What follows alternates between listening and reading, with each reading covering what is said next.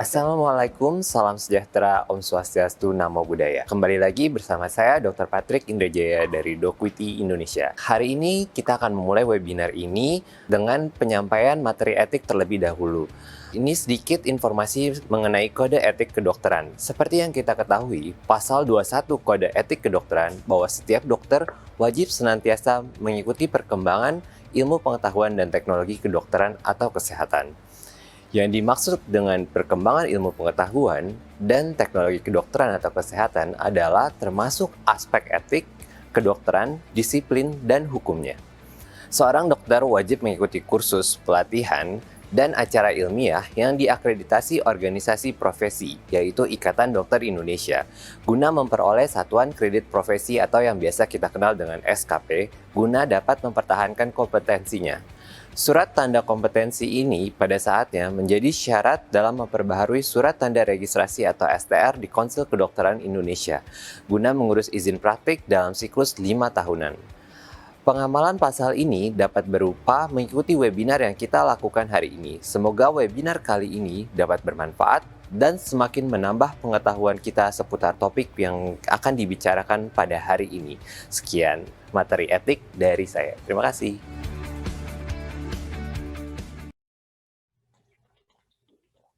Good afternoon to the honorable professors and doctors, our invited speakers and guests, and ladies and gentlemen.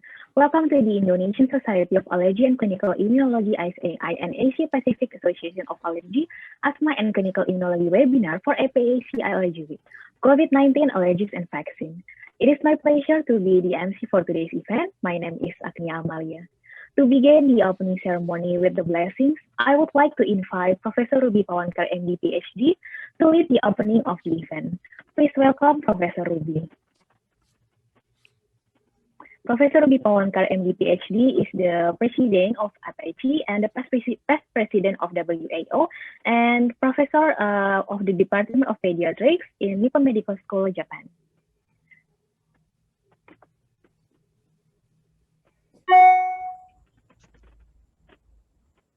Thank you very much for the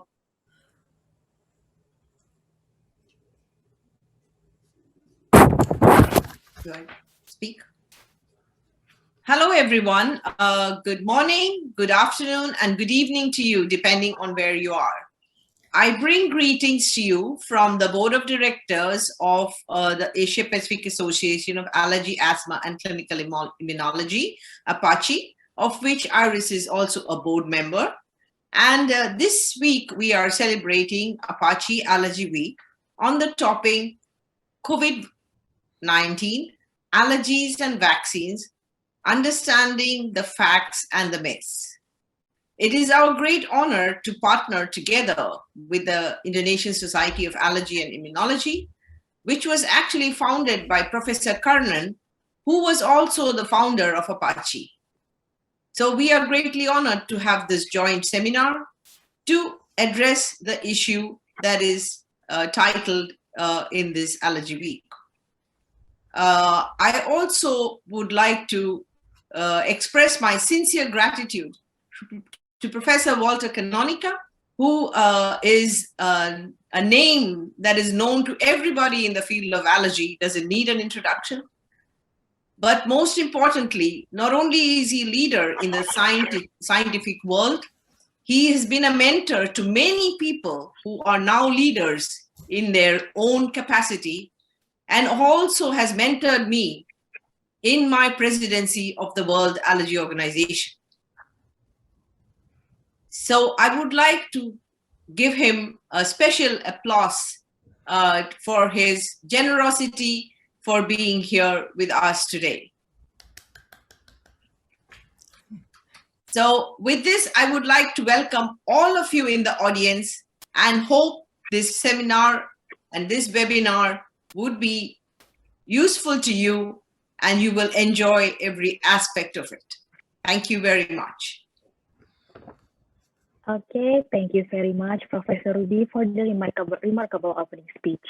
Now we will continue to the next session, keynote lectures. First, I would like to invite Professor Cissy Kartasasmita, MD, PhD, as our moderator. Professor Cissy Kartasasmita is the head of Immunization Working Group, ISAI, and a professor of pediatrics in Universitas Padjadjaran, Bandung, Indonesia. So please welcome Professor Cissy Kartasasmita. Thank you, Agnia. Good afternoon, everyone. This is from Indonesia. Good evening and also good morning. Welcome to this webinar. And to all participants, thank you for joining us. Our program today will be divided into two parts of session. The first session, we will have two keynote speakers, lecturers, and the second session, we will have three speakers, and we will have a discussion session thereafter. Now, may I welcome Professor Canonica. Professor Rapport Canonica is a professor of allergology and respiratory disease. He used to be the president of the World Allergy Organization, and he is now professor of respiratory disease and allergy, Humanitas on University Italy. And Professor Canonica has published more than 750 full papers in peer-reviewed international journal. Due to his tight schedule, Professor Canonica will be leaving us after his talk. So please write your question in the chat box. He will be happy to answer before he leaves. Professor Canonica, please, the floor is yours. Requested to talk about how to manage allergic rhinitis and asthma during the pandemic. First of all, my disclosure of interests. Let me also say that let me just touch one point concerning the immune response and COVID-19. Well, this was one of the first paper talking about the immune response and the mechanisms of allergy, and focusing on ACE2 receptors. Why? Because ACE2 receptors are the receptors expressed, and we see on epithelial cells, of SARS-CoV-2. These are the paper that was, this is a very recent one, is showing how ACE2 are important in as receptors of SARS-CoV-2, but also TMPRSS2 are very important. What are these? That is a balance between ACE2. Of course, I'm not going to talk about the risk factors, but you can understand that the more receptors you have for SARS-CoV-2, the more risky is the situation. Now, the TMPRSS2, it's an enzyme, and is really implicated in the activation of SARS-CoV-2. But let's say what is the major importance is that it is cleaving the viral spikes, spike proteins of the virus. So let me, after this premise, let me introduce about asthma. Well, the first paper that was in Nature, reviewed Immunology, is does asthma take COVID worse? Wow! So this was the premise. But then there were some other studies showing, first of all, the expression of ACE2 receptors on epithelial cells and the TMPRSS2 once again on epithelial cells. Very important at this point. But another very important observation was that in T2 low compared to T2 high, both the receptors, the ACE2 was decreased in T2 high expression, whereas the TMPRSS2 was increased. What about the role of IL-13? Well, very important. Why? Because the application of IL-13 induced a reduction of ACE2 receptor, and the opposite as far as the TMPRSS2. Then the paper by Daniel Jackson and Bill Bassi. Very important. Why? Because they demonstrated that in patients having asthma and high and sensitized to an allergen, well, the expression of AC2 was decreased. As in other situations, such as after a nasal allergen challenge, there was a decrease of AC2 on epithelial cells. And this was also the case after the bronchial allergen challenge in bronchial epithelial cells. And the effect on of IL-13 was clear in both the nasal epithelium and in the bronchial epithelium in downregulating the expression of AC2. Now, let's go to the clinic. This was the first report from Wuhan, where the breakout started. In the first evaluation of some patients with the disease, with the COVID-19, 140 patients, actually no one was having asthma or allergic rhinitis or other allergic diseases. And in this report that we published something like 1 year ago, I mean, the study was done 1 year ago on using the Severe Asthma Network Italy, that is the Italian registry of severe asthma. Well, what we found is that 26, just 26 out of more than 1,500 patients, they got the infection or they were highly suspected of infection. 65 of the 1,500, they were 65% they were on biologic treatment, and 70% they were females. Then this was the distribution in terms of regional distribution. Of course, more impacting in our region, in Lombardia, where I mean the outbreak was particularly severe. In the list of all the patients, we of course collected everything concerning the treatment, concerning the therapy done, and actually just 9 of them, 9 of the 26, they experienced asthma exacerbation, whereas most frequent symptoms were fever, for instance, of cough or dyspnea. But what is really important is that a significant impact in this paper, in these patients, was the prevalence of diabetes. Nothing new, but again, this was demonstrated here. Another observation is that as far as the 21 patients that were on biologics, 2.9% they were on anti-IL-5, whereas less were on anti-IgE. And this is, again, an observation that is then important.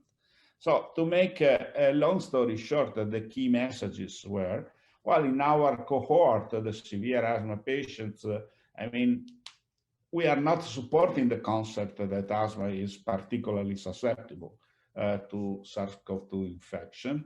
And in addition, the mortality rate in our patients was less than 50% than in the general population. So the findings suggest that severe asthmatic, they do not have an high risk of SARS-CoV-2 infection.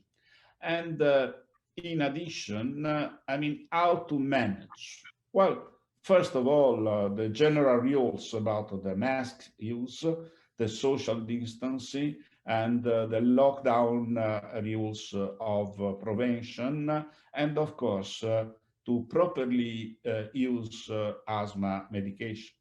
Then another point about the type 2 inflammation, which is of course important, and because of course possibly downregulating the expression of SARS-CoV-2 receptors, and then the impact of the diabetes. An important point, and we will come back on that, is the use of inhaled corticosteroids.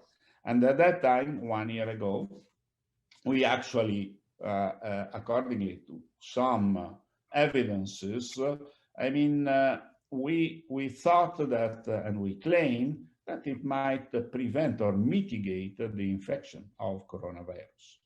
And 5 days ago, it was published in Lancet Respiratory Medicine, this very important paper, concerning the inhaled budesonide in as early treatment in COVID-19 patients, and insisting on the early administration of this. Why?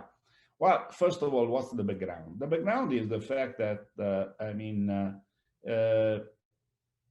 patients having respiratory disease, obstructive respiratory disease, they didn't show an higher, the opposite.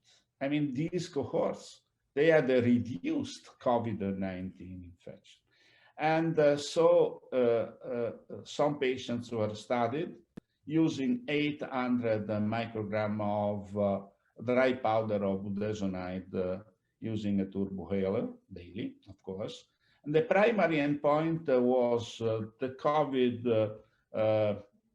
emergency visit and hospitalization, plus a lot of secondary outcomes.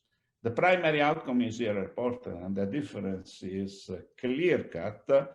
And I wish to stress the point that the data was in 4 weeks' time. As far as the secondary outcome is concerned, look at the difference in terms of temperature. And on the bottom part of the slide, you will see the reduction of symptoms that once more was, of course, in favor of the budesonide group. The conclusion is that budesonide, I wish to stress, an inhaled glucocorticoid appears to be an effective treatment for early COVID infection. And this could be also a new chance to use it as a global health care tool. So we started considering asthma as a risk factor. Should we consider asthma as a protective factor against COVID? And in this paper by Giulia Carli and colleagues, this was explained. Look at the bottom part. In the type 2 asthma, actually the course of the disease in terms of severity is definitely reduced compared to the severe COVID patients. Now, let me show some data, because I just envisage some possible differences, but we are just talking about asthma. Well, this paper is quite interesting, and this was between Korea and the US. The investigators evaluated asthma, allergic rhinitis, and atopic dermatitis. They started from more than 200,000 patients, looking at, of course, positive tests as primary outcome. And to make a long story short, look, if we are looking at the test positive, or if you are looking at severe clinical outcome of COVID, well, non-allergic asthma is the one that is really impacting in both cases. So, whereas this was not the case in allergic asthma. So we cannot talk about asthma in general. And in fact, if we are going to the numbers, Well, the numbers are clearly saying that as far as non-allergic asthma, in terms of exposure, but also in terms of positivity, the incidence is 4 times the allergic asthma. So there is a clear-cut difference in this sense. And the conclusion is that non-allergic asthma is increasing the risk in terms of susceptibility to SARS-CoV-2 infection and the clinical outcome of. Let me go a little bit more about the modulation of AC2 and TMPRSS2 on epithelial cells. And this paper is coming from Monica Kraft. Well, IL-13 is definitely decreasing the AC2 and increasing the TMPRSS2. And as far as the nasal epithelial cells, this is quite clear compared to allergic patients and comparing to healthy patients. And as far as the airway epithelial cells, well, again there is a difference, a clear-cut difference between T2 low and T2 high patients. So the type 2 inflammation is definitely playing a crucial role. And in addition, let's say that IL-5 and IL-13 are the two cytokines that are playing a great role in downregulating AC2 receptors. And so the conclusion is that this type 2 inflammation can really play a positive role in this sense. But what about the mortality? Well, this paper was published a little bit more than 6 months ago. And these are two meta-analyses coming from the same group, clearly showing that the mortality rate in terms of patients having asthma is decreased, and at least they claim that the meta-analysis did not identify the asthma as a higher risk of mortality. So what are the recommendations of the scientific society? Well, I reported the ARIA-1 as far as allergic rhinitis is concerned, and the key message is please continue the allergic treatment at the recommended dose, and this was mainly for intranasal corticosteroid, no problem, of course, about antihistamines. What about asthma? Well, first GINA sent immediately in March 2020, well, please continue the treatment as it was prescribed, use the written asthma action plan, avoid the use of nebulizer because there is a risk of spreading the virus, avoid spirometry if not definitely needed, and follow strict infection procedure, and of course, follow the local health advice. I wish to share with you also what the NICE in April 2020, so 1 year ago, diffused. First of all, to minimize the face-to-face contact, and we'll come back on it. Offering telephone, video, or email consultations whenever possible. And also cutting the non-essential face-to-face appointments. Keep it in mind because I will come back on that.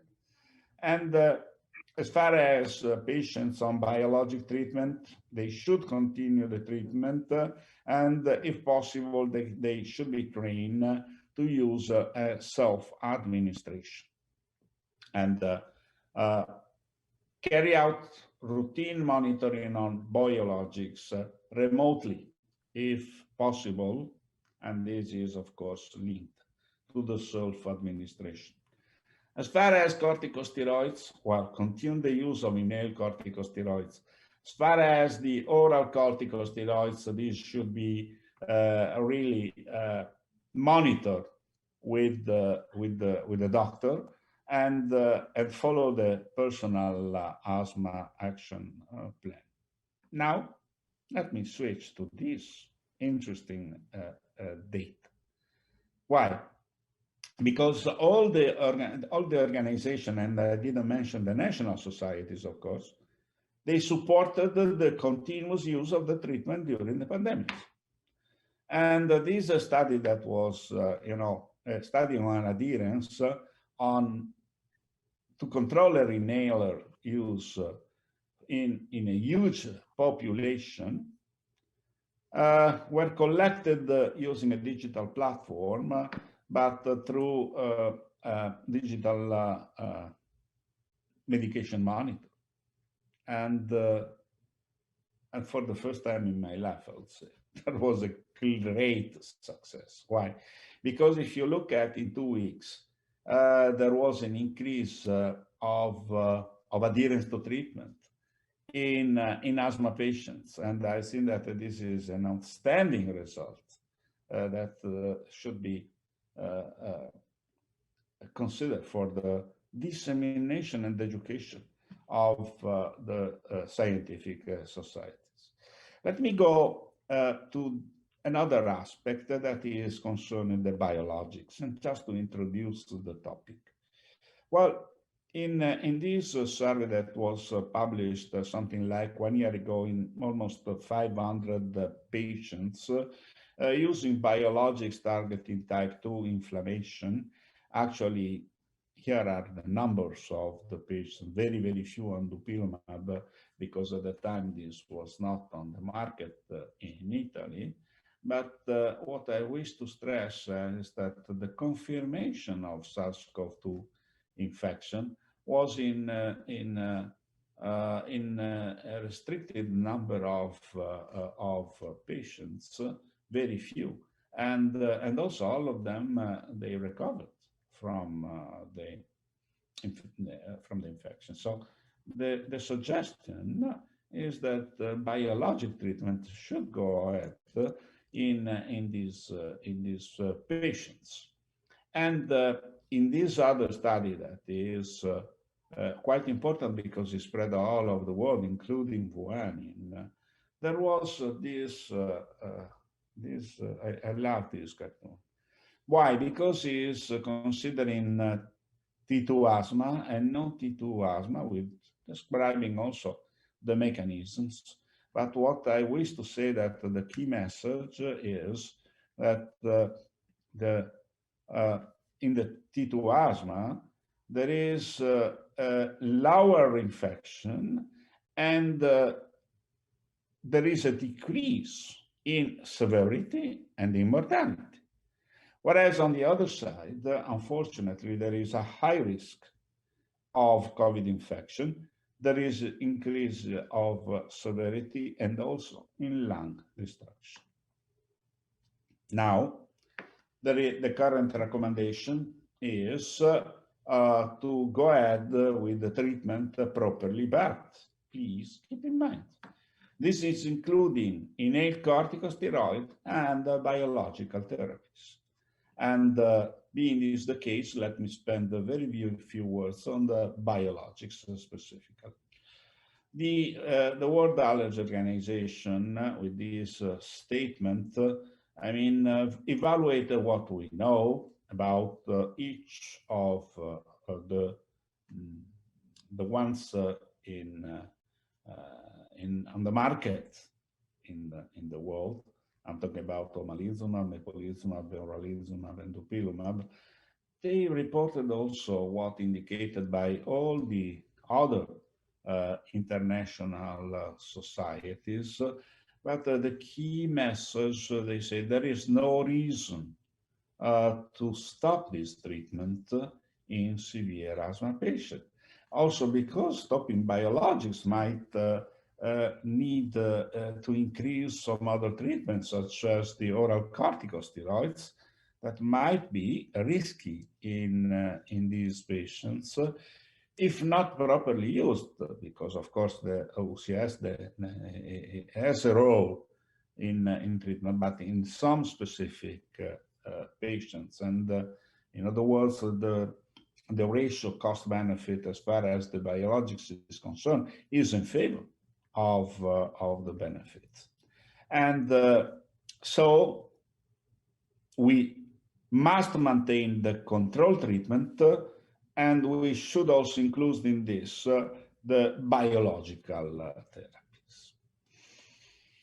And there was this very interesting paper that was published by the European Academy as a position paper. I wish just to focus on this slide. Why? Because if there is no infection, you should go ahead with the biologic treatment.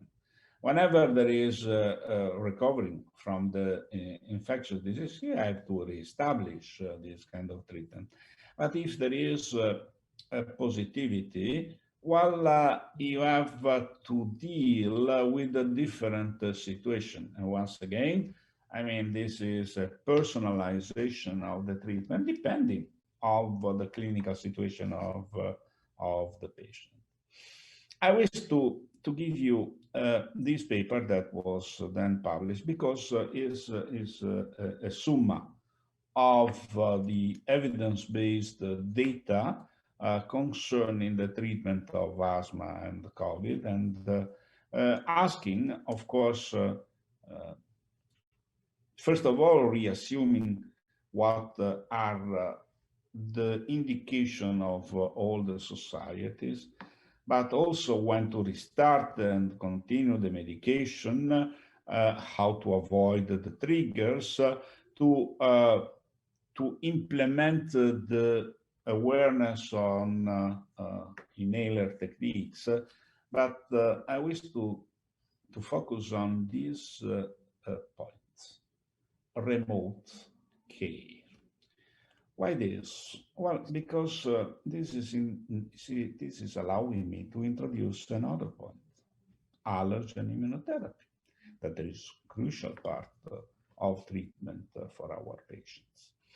The first document came from the American Academy and saying that, well, home administration of immunotherapy is strongly discouraged. Why?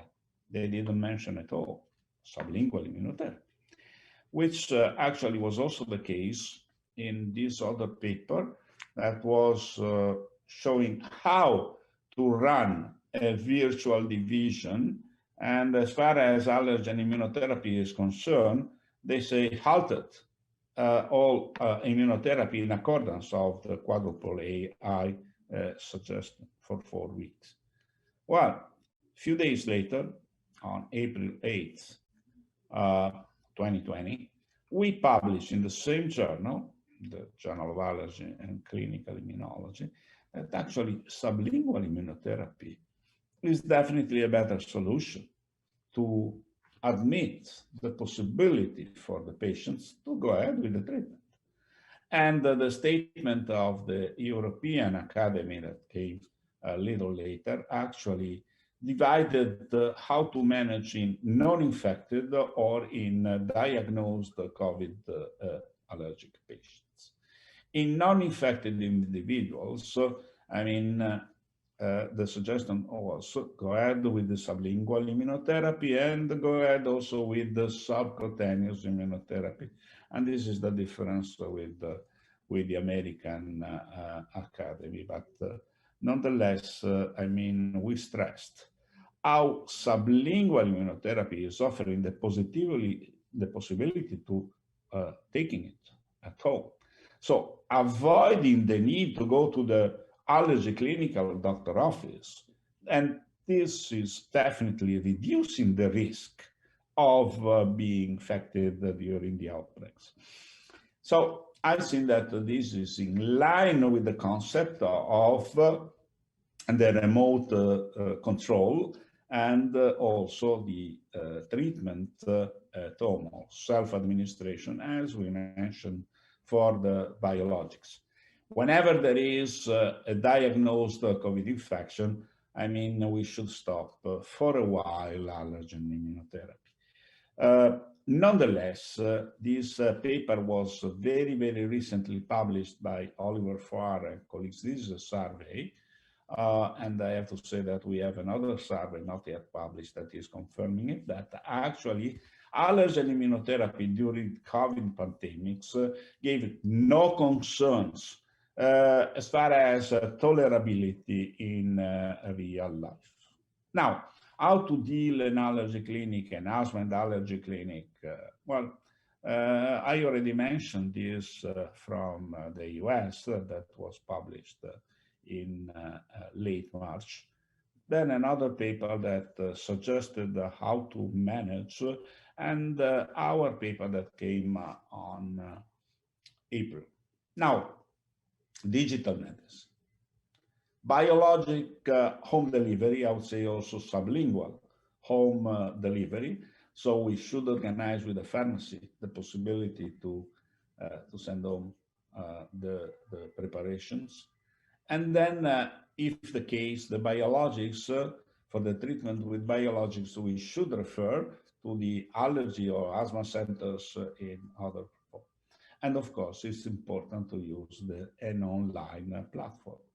And in another paper, we detailed a little bit more. First of all, we gave an idea about, on the left, what are the symptoms due to the allergens. And nowadays, I have to say this is very used by the journalists because it's easy to understand. And on the right, what are the symptoms due to SARS-CoV-2 infection. And of course, this parallelism is useful for our patients.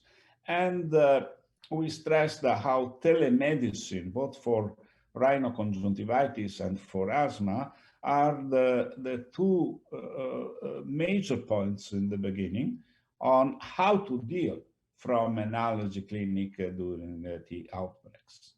Finally, I wish to stress another point concerning the vaccine. We have impressed this algorithm for evaluating the suspect drug allergy, in other words, the polyethylene glycol or polysorbate, how to deal. And once again, in this case, the televisit are very welcome. And then also for suspect mastocytosis. This was the algorithm that we used to evaluate more than 4,000, let's say, healthcare workers in our university hospital. To make a long story short, using our algorithm, at the end of the story, we didn't vaccinate just one subject.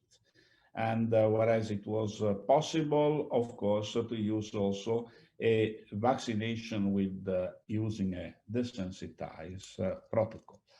In other words, how is important nowadays the allergy clinic? Yes, but we should, of course, properly run it in a new way, in a new style. And this was also what the European Academy in the position paper on this point considered. How to use depending of the coronavirus symptom, and then using the protective measures, evaluating the viral infection, and use the remote healthcare tools.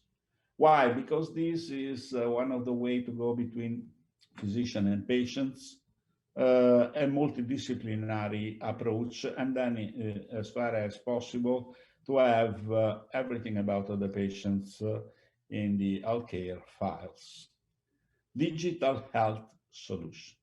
This is something that is not new, but we should understand what are the implications for telehealth in a post-pandemic. And this is also concerning regulatory and privacy issue. And Joy Portnoy published 1 year ago or so how telemedicine in the year of COVID was important. And here you have all the website references of the college or CDC about the professional regulatory agency resources for televisits. Let me just remind you how digital medicine was important in leading in dealing with for us during the pandemic, the first wave. And this was very, very satisfactory for our patients. And let me conclude with this paper that was published exactly 1 year ago in Lancet, April 18. And I'm talking about a GP. She's a lady from Scotland. I love the title, The Art of Medicine, Before COVID and After COVID.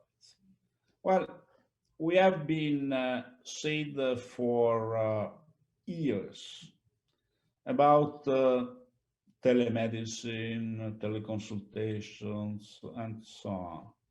And we have been promised telemedicine equipment for years.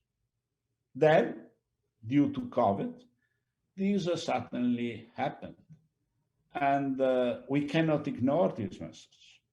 And definitely we have to deal with it and to try to use it as much as possible in the most proper way.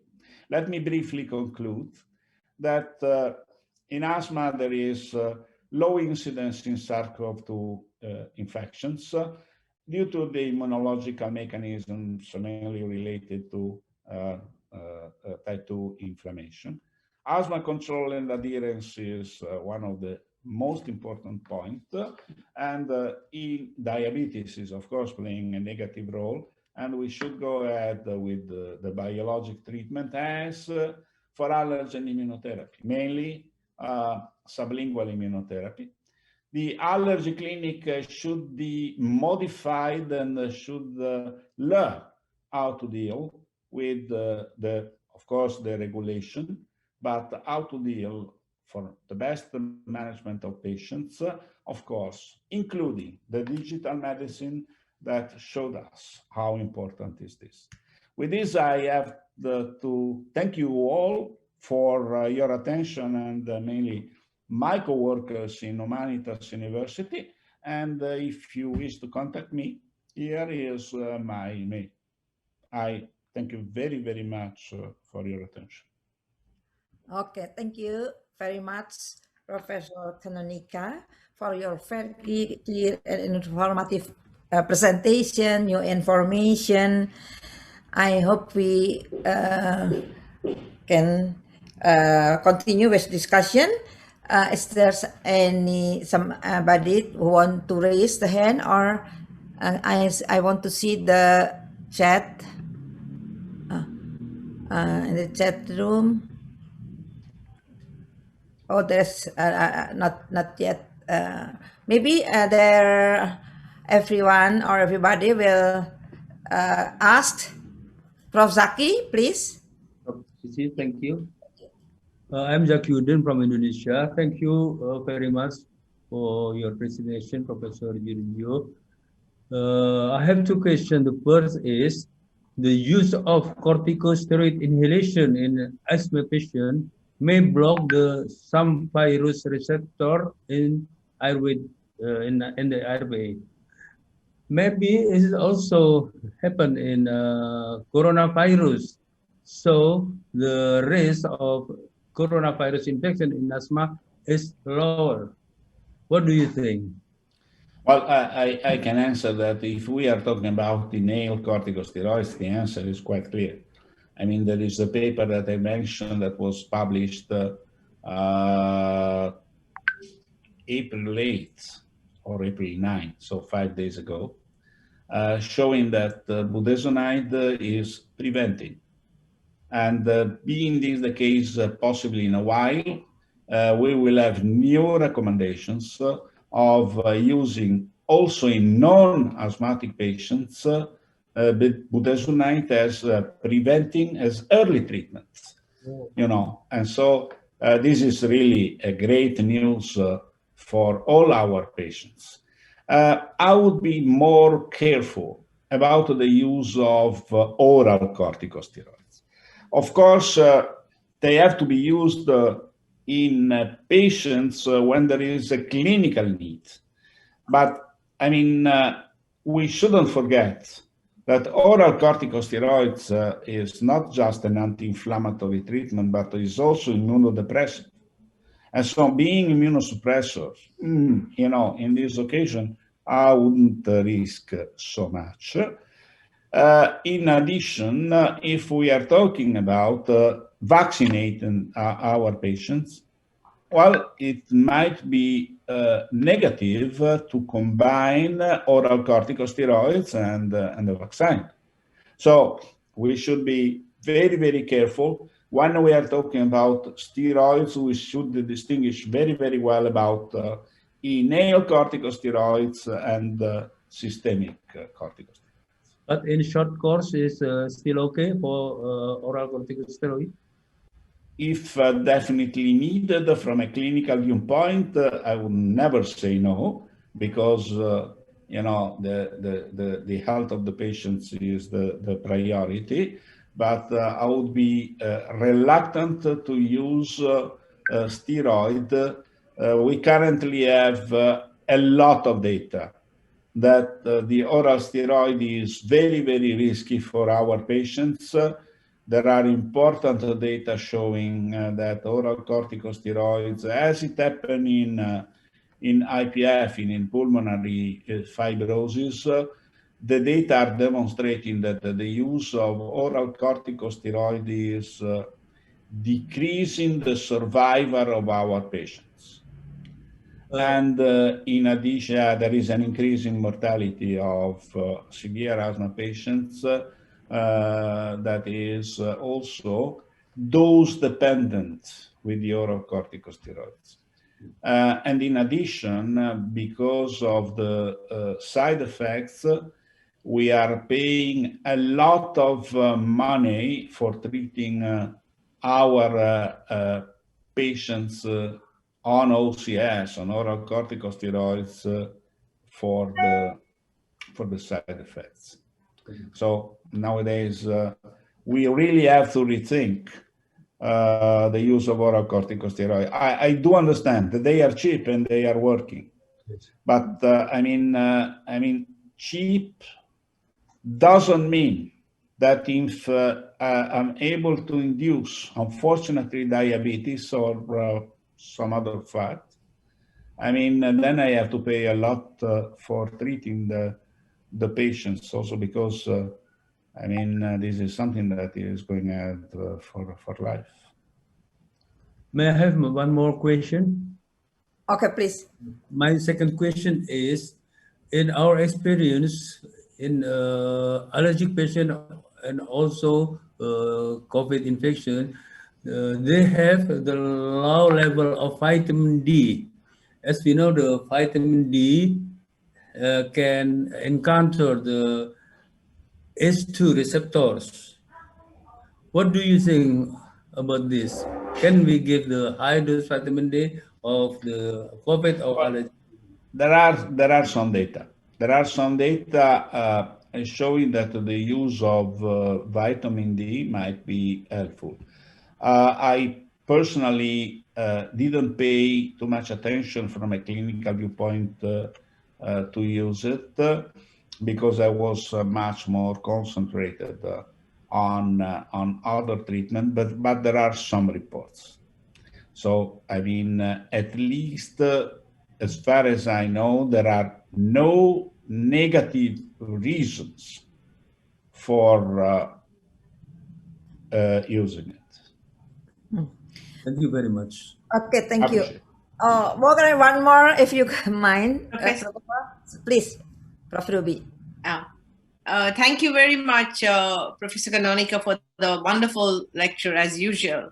I have two questions. The first one is regarding immunotherapy.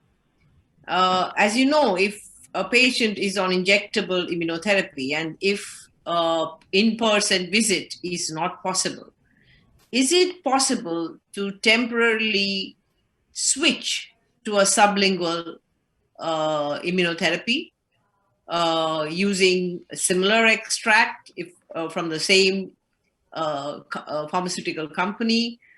Or would we suspend the immunotherapy and wait for a later time and restart the immunotherapy? Let's say that, thank you very much, Professor Pawankar. This is a very, very important question. Let's say that the switch isn't so easy. In other words, what I would suggest is to start again with sublingual, with the low dose, and to increase maybe more rapidly than in the usual one. If we are talking about tablets, you can go straight with the tablets because the dose is the same. Maybe you can have a different interval in the beginning. I could answer with something that we didn't publish yet, but in a survey in Italy during the pandemics, there was a switch in terms of prescriptions. I mean, we had an increase by 20% of prescription as sublingual. So, in other words, people realized, as for biologics, that the more and more is easy, cheap to use, let's say, self-administration.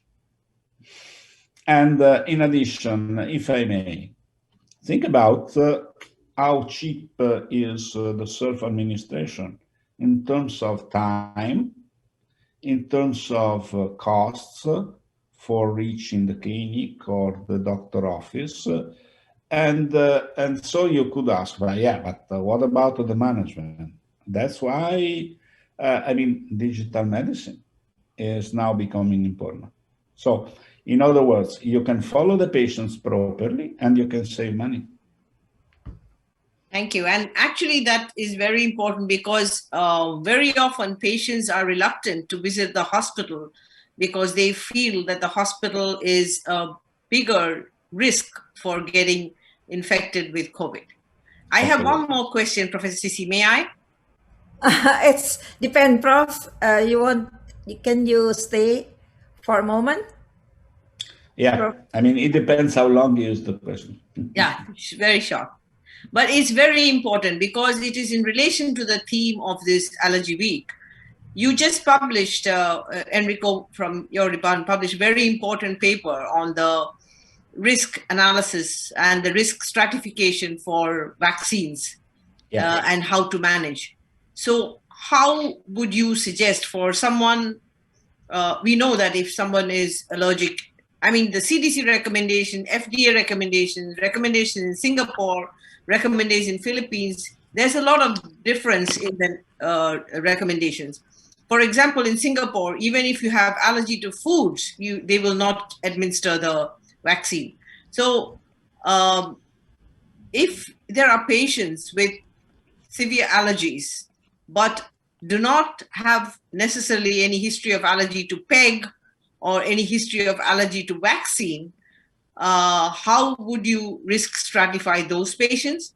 And how would you risk stratify the people who are elderly with comorbid conditions like diabetes and cardiac disease? Well, the second point is independent of the allergy, they should be evaluated properly.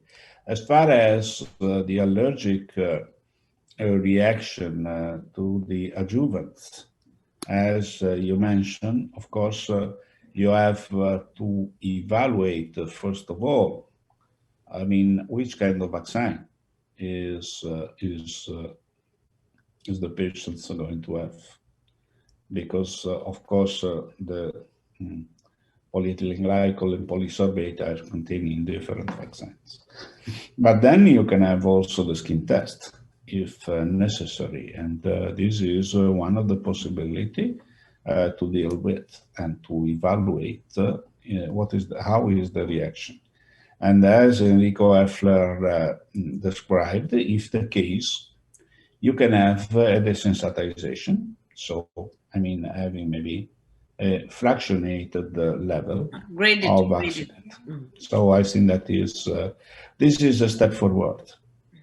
Yeah. Thank you very much. Actually, the graded approach is also very good. I'm just concerned because in case of mRNA vaccine, once you open the vial, you have to use all of it. You cannot restore it. So that's the only challenge one has. It's a matter of organization. If you have an organization that they use in the vial in any case, it's fine.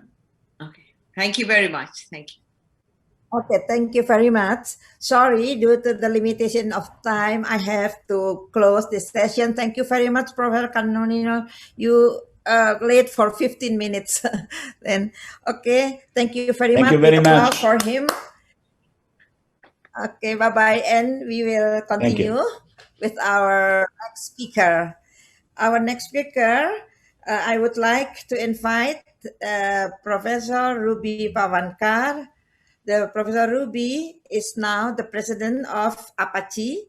She used to be the first woman president to head the World Allergy Organization, and she is now the head of Division Allergy, Department of Pediatric, Nippon Medical School, Tokyo, Japan. Professor Ruby Pawankar, please. Oh, thank you very much for the kind introduction. It is, as I said, a great honor to be here at this joint collaboration of APAACI and ISAI for the APAACI Allergy Week initiative. So as you know, the topic of APAACI Allergy Week is COVID-19, allergies and vaccines, and understanding the myths and the facts. So we will have several lectures following this on the vaccines, but so I will basically focus on a general overview on the pandemic in Asia Pacific, and also something about the immunology of the disease, as well as just an introduction to the vaccines that will lead on to the more detailed presentations of the other professors. So this is the current dashboard, maybe a few days old, of the status of COVID all over the world. When COVID first was reported, the first case in December 30th in Wuhan, China, and then of course it became declared as a emergency, a health emergency end of Jan, and then a pandemic in March by the World Health Organization. Nobody imagined that this would continue this far. And everybody thought probably by the end of last year and the beginning of this year, when the vaccines are in place, we would have control over the disease. But if you look at the global situation and the numbers of confirmed cases, the numbers of deaths, and you look at the number of countries that are affected, we are nowhere near a way out of this at the moment. We are still in the acute phase of the COVID. So this is looking at what is the situation in the Asia Pacific region. So if you look at the Asia Pacific region and you look at this graph, this is daily cases. So the highest one, the second level, and the third level.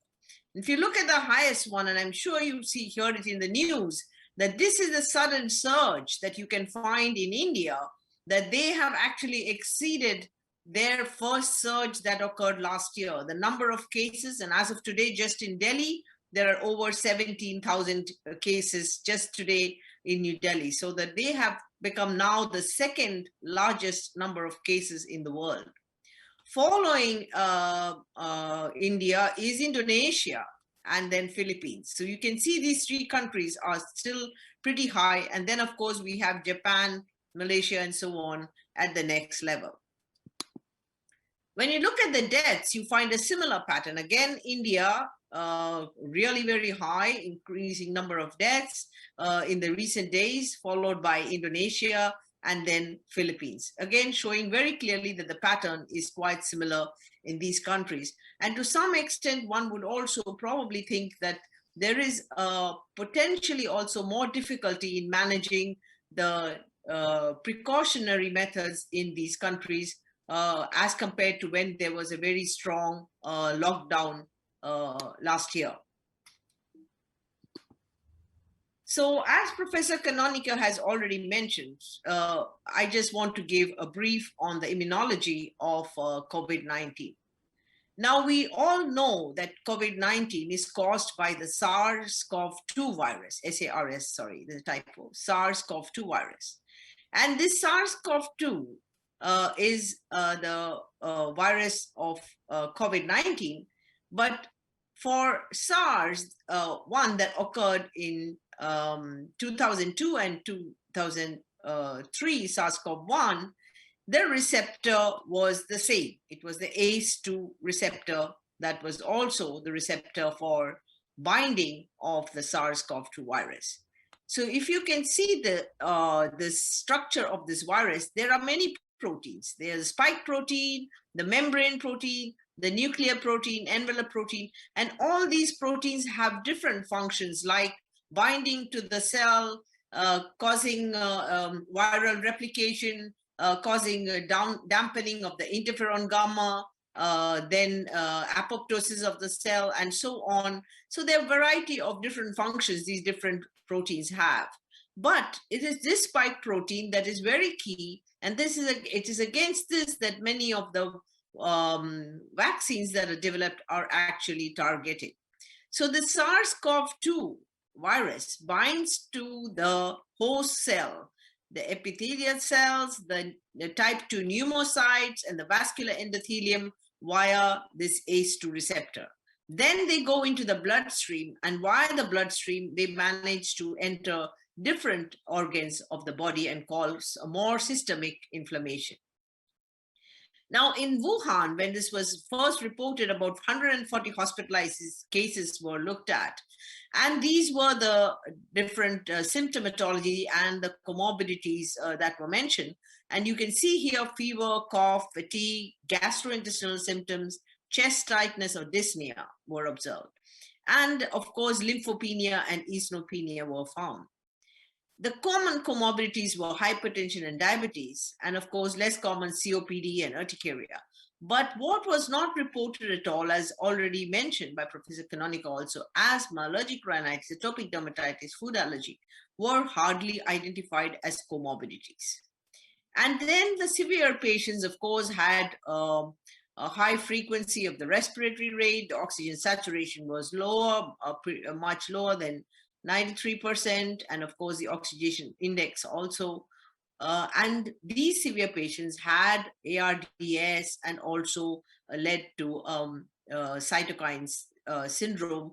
But in the early stages of this COVID-19 in Asia, as I will show you later, there were not, those patients did not present with typical cytokine syndrome. So as I mentioned while explaining earlier on the symptoms, besides the respiratory symptoms that you see here, the CT scan showing a ground glass opacities and anemia and ARDS and silent hypoxia, there are other symptoms like acute cardiac injury, hypoxemia, dyspnea, lymphopenia, diarrhea, the gastrointestinal symptoms, coagulopathy, skin manifestations, Guillain-Barré and Kawasaki syndrome. And Kawasaki syndrome especially was reported in children in United States, very clearly manifestations that were similar to Kawasaki syndrome. Now, if you look at the mechanisms of COVID-19, as you can see here, the SARS-CoV-2 binds to the host cell, the pneumocytes, and then via the ACE2 receptor, there is dampening of the type 1 interferon gamma. Then there is also infiltration of neutrophils and monocytes and macrophages, and release of pro-inflammatory cytokines, and Th1, Th17 is induced, and specific antibodies are produced. Now, when you look at what could be the risk factors for this was a study looking at the risk factors of COVID-19 in patients who were 298 confirmed cases of COVID-19 in Shenzhen city in China. And you can see it summarized here. So these cases whose clinical outcomes were poor basically had many comorbidities. They were older in age. So the higher the age, older the age, they were more likely to have poor clinical outcome.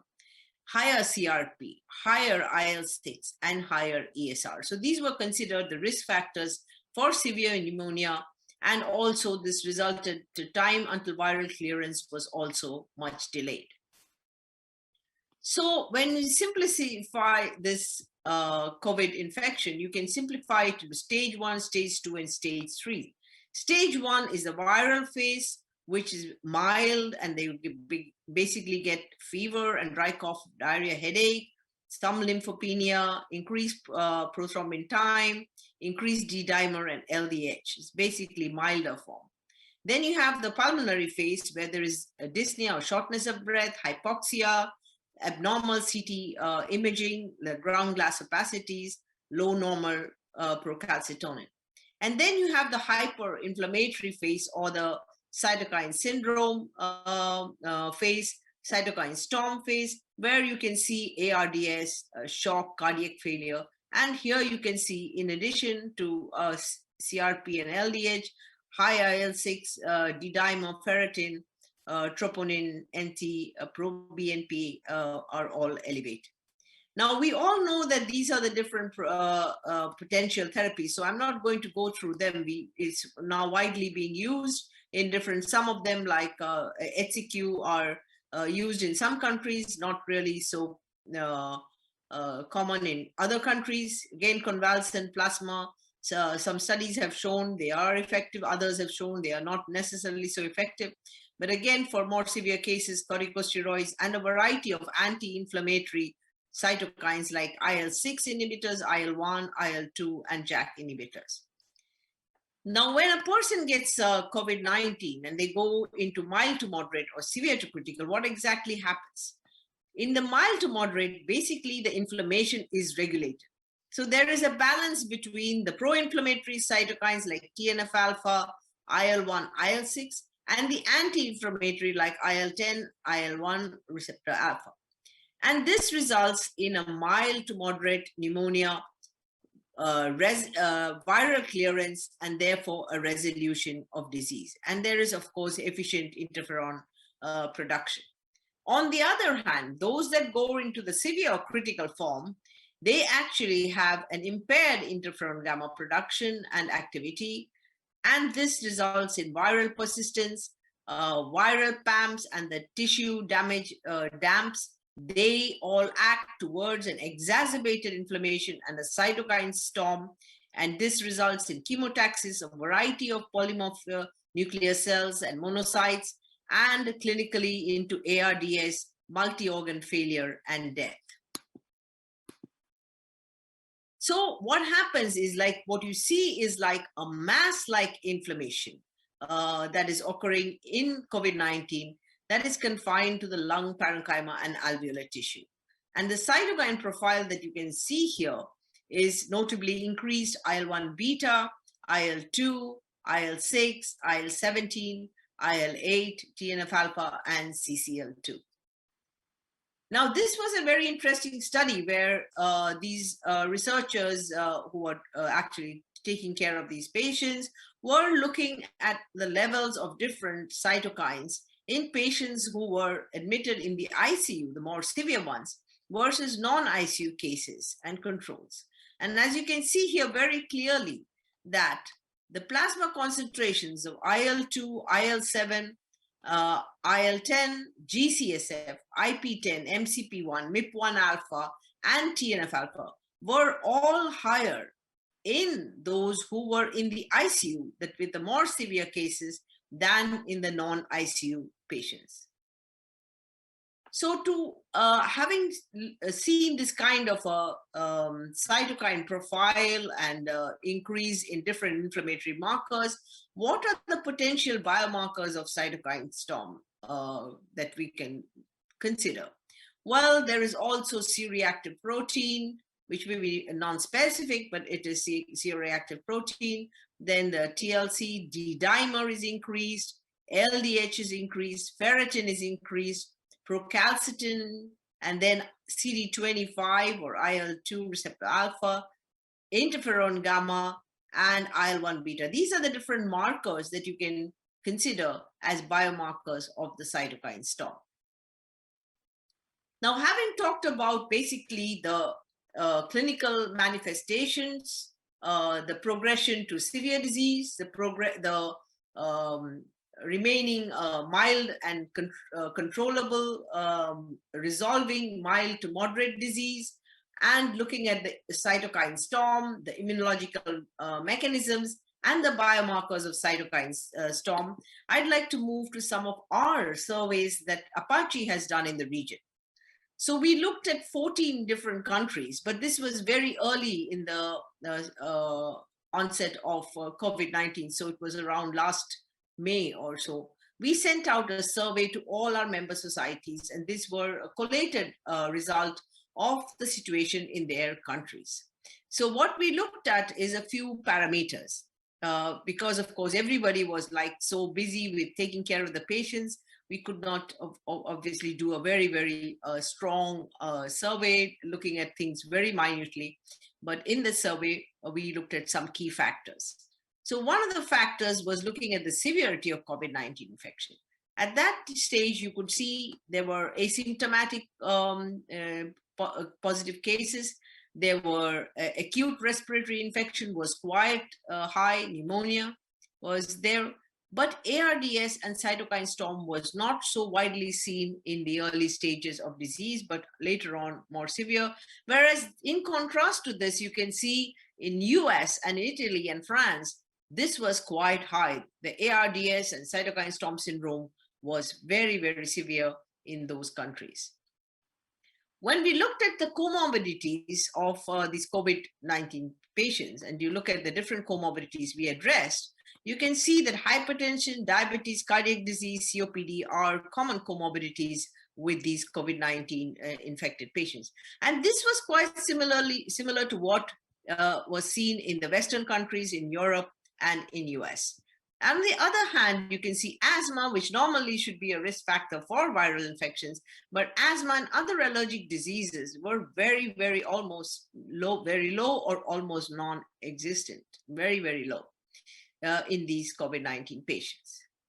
And this slide was shown by Professor Canonica also. So I'm showing it to compare that, looking at asthma being so low in the region and the comorbidities, other comorbidities being high, like the Western countries. What is the situation of asthma in the Western countries? And this is looking at Italy at its peak, in the first peak, when there were a huge number of cases in Lombardia and Piemonte. You can see the number of severe asthmatics were very few. Again, showing that asthma was not a real important risk factor for COVID-19. Now, to explain this mechanism, we actually have published this letter to the editor, and this clearly explains the situation. What happens in SARS-CoV-2 infection? We already talked about it, that ACE2 is upregulated, TMP-RSS2 is upregulated. There is an upregulation of IL-6 and TNF-alpha.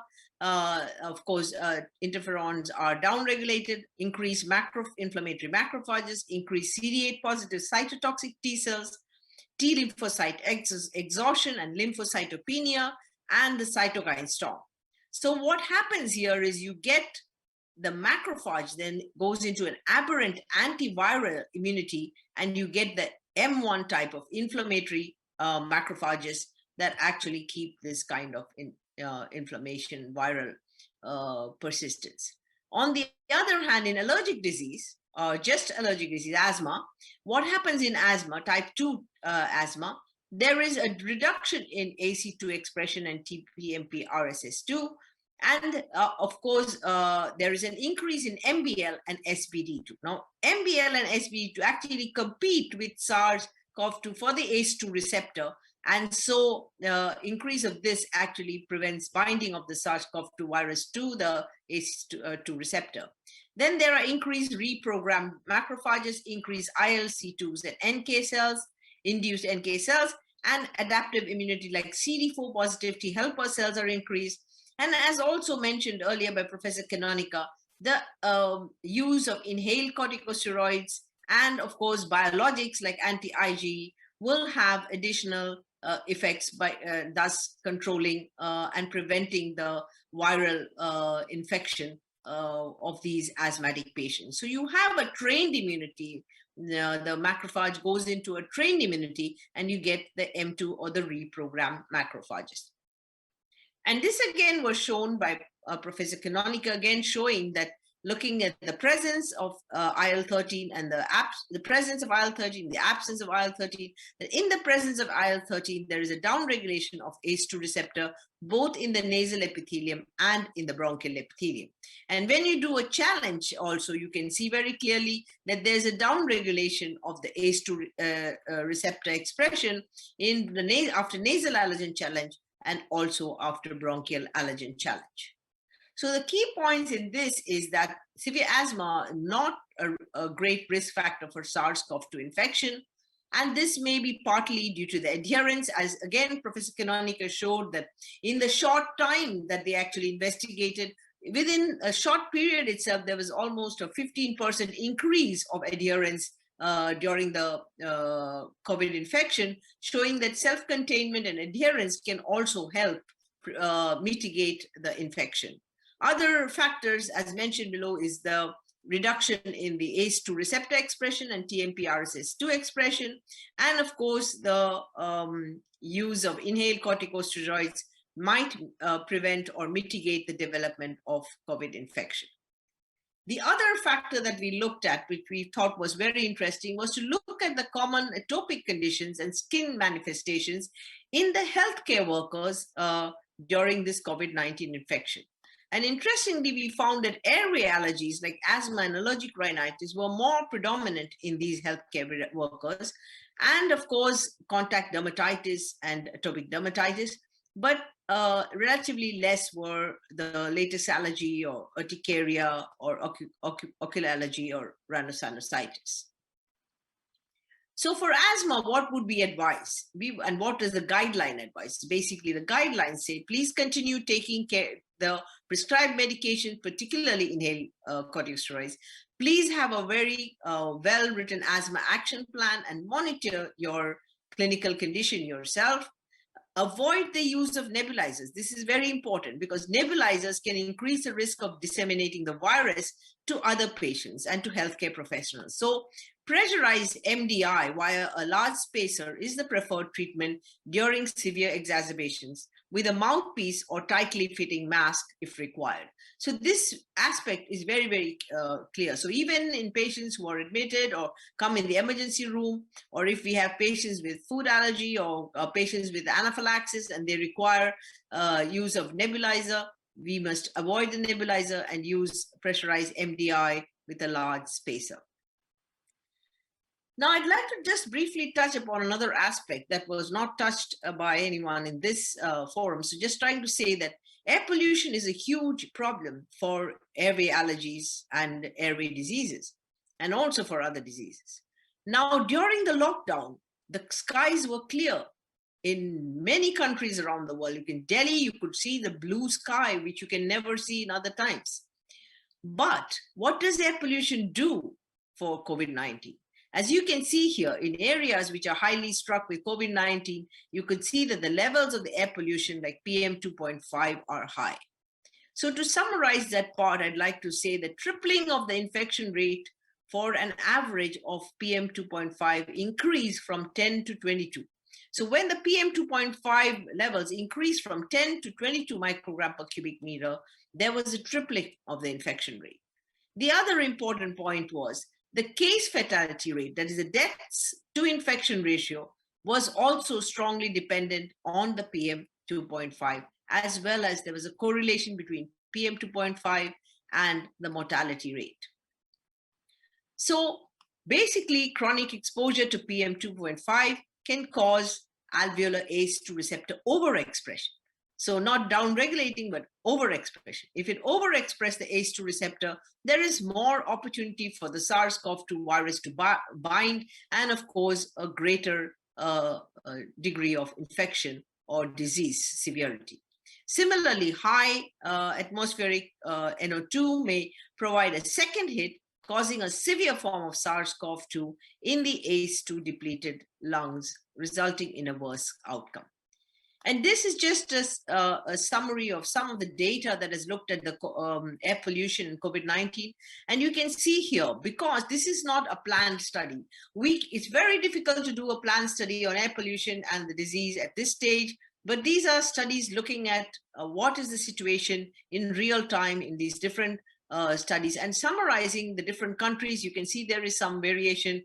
In some places, you can see a good impact of the a worsening impact of the pollution on COVID-19, and in some cases there is not much of a difference.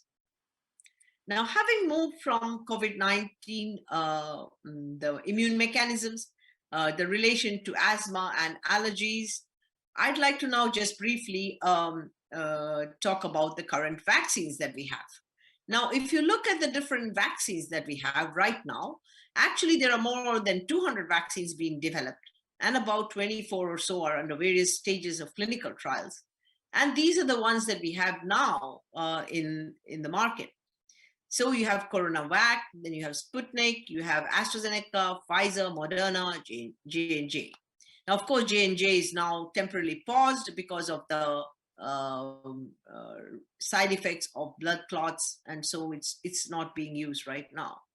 But if you look at them, you can see inactivated virus and the other one adenovector virus, and here also AstraZeneca also the same, whereas Pfizer and Moderna are the two ones that are mRNA.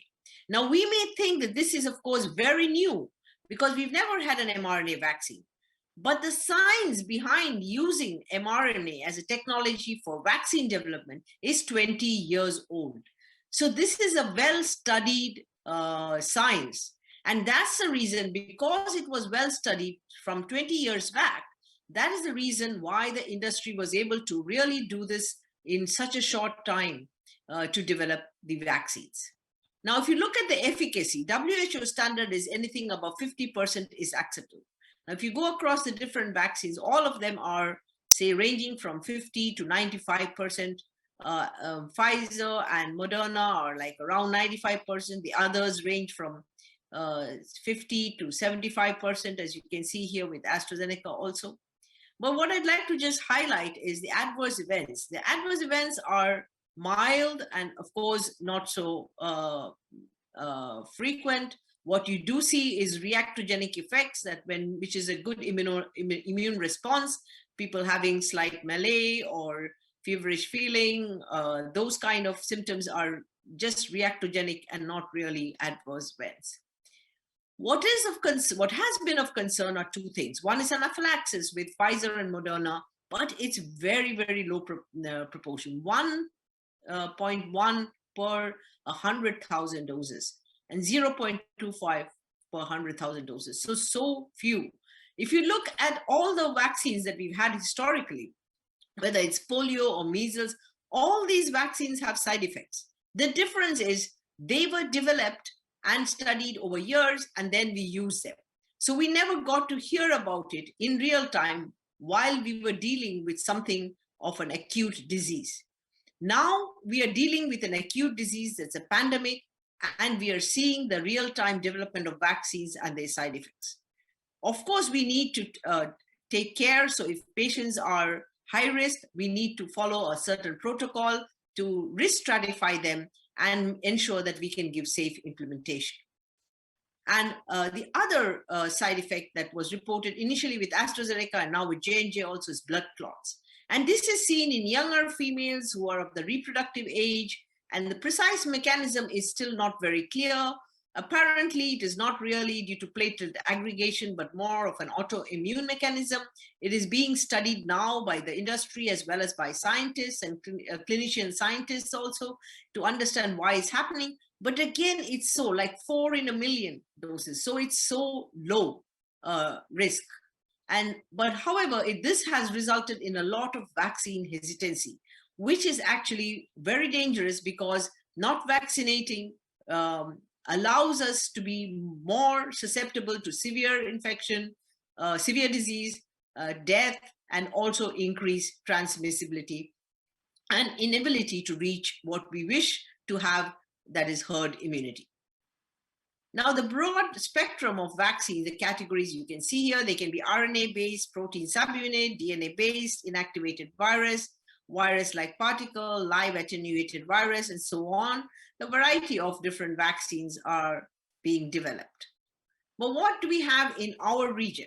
Now, if you look at this, this is actually showing the vaccination rollout dates as of March 2021. And you can see all the countries listed out here and what is available in each country. This is also available on our website, and we are continuously updating this information as situations change.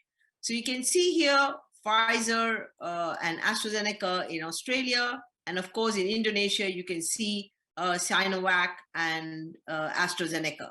It should be AstraZeneca also out here. I'm sorry, it's not mentioned here, but you have AstraZeneca also, I think so, right? So, or it's just Sinovac? No, AstraZeneca. We have already. Yeah, okay, so I think it's missed out here. We have to. And in Japan now we have just Pfizer. We are of course waiting for Moderna and other vaccines also. But the interesting part is the rollout of the vaccines took place very fast in Asia, starting with Singapore in early Jan with Pfizer, India with AstraZeneca, and Japan a little bit more delayed. We just started in the middle of February with healthcare workers. Not all healthcare workers are vaccinated yet, but we've also simultaneously started with the elderly population. Then what is the important point, what we need to worry with risk stratification is very important. And what are the vaccine immune mediated reactions? As I said, the general reactogenic effects are something we don't really need to worry about. But there can be IG mediated reactions within less than 4 hours, minutes to less than 4 hours, or T cell mediated 148 to 72 hours, which are more rare, and occasionally a few days later also, but also very rare. So the first one is more like urticaria angioedema, typically that we get in a standard anaphylaxis, respiratory, gastro symptoms, skin symptoms, so on. And that immune complex mediated or T cell mediated has more like vasculitis, myocarditis, maculopapular rash, generalized exanthemus, pustulosis, erythema multiforme, and so on. And of course, the non-IG mediated pseudoallergic reaction. Now, what are the contraindications for the vaccine? And this we have comparing US CDC, UK MHRA, and we have made APAAACI recommendation based on the national guidelines in some of the countries that have rolled out the vaccines. So severe allergic reaction, example, anaphylaxis after a previous dose or to a component of the COVID-19 vaccine. So if a first dose is administered and there is a severe allergic reaction like anaphylaxis, that's a contraindication. An immediate allergic reaction of any severity to a previous dose or known diagnosed allergy to a component of the vaccine, which is what I said, like PEG or polysorbate. So if a component of the person has had anaphylaxis or a severity or an allergic reaction to polysorbate or PEG, that again is a contraindicator. And this, APAACI's recommendations are also same. Now, what are the special precautions we need to take? And this is important because we need to convince our colleagues as well as the public that vaccination is the only way out. Vaccination saves millions of lives, and this has been so for so many diseases across our the history of vaccinology, that polio and measles and so many diseases millions of lives have been saved by vaccines. But how do we do safe implementation? This is very important for getting public confidence. So in the case of an immediate allergic reaction to other vaccines or injectable therapies, you need to be careful. You have to take precaution. People with contraindication to mRNA COVID-19 vaccine have a precaution to the Janssen COVID-19 vaccine and vice versa. And those because they contain because they contain PEG or polysorbate. And then anaphylaxis to multiple different drug classes with a trigger that is unidentified, but this may indicate a PEG allergy because some drugs also contain PEG, and therefore this needs to be taken care of carefully. Basically, special precaution. And then anaphylaxis to a vaccine or an injected antibody or a medicine likely to contain PEG, like a deposed steroid injection or a laxative like Miralax, and then idiopathic anaphylaxis. So in all these cases, these are not contraindicated, but you need to take special precautions. What are the actions we need to do?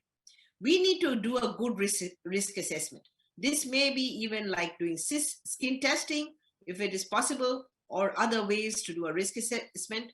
Then they should be seen by an allergist immunologist. And then if the allergist and immunologist would recommend to go ahead with the vaccine, carefully the vaccine should be administered with a 30-minute observation.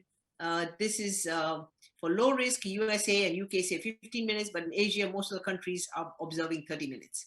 And while it's not really recommended in all countries, we recommend the pre-treatment with H1, H2 antihistamine as well as montelukast 30 minutes prior to the vaccination.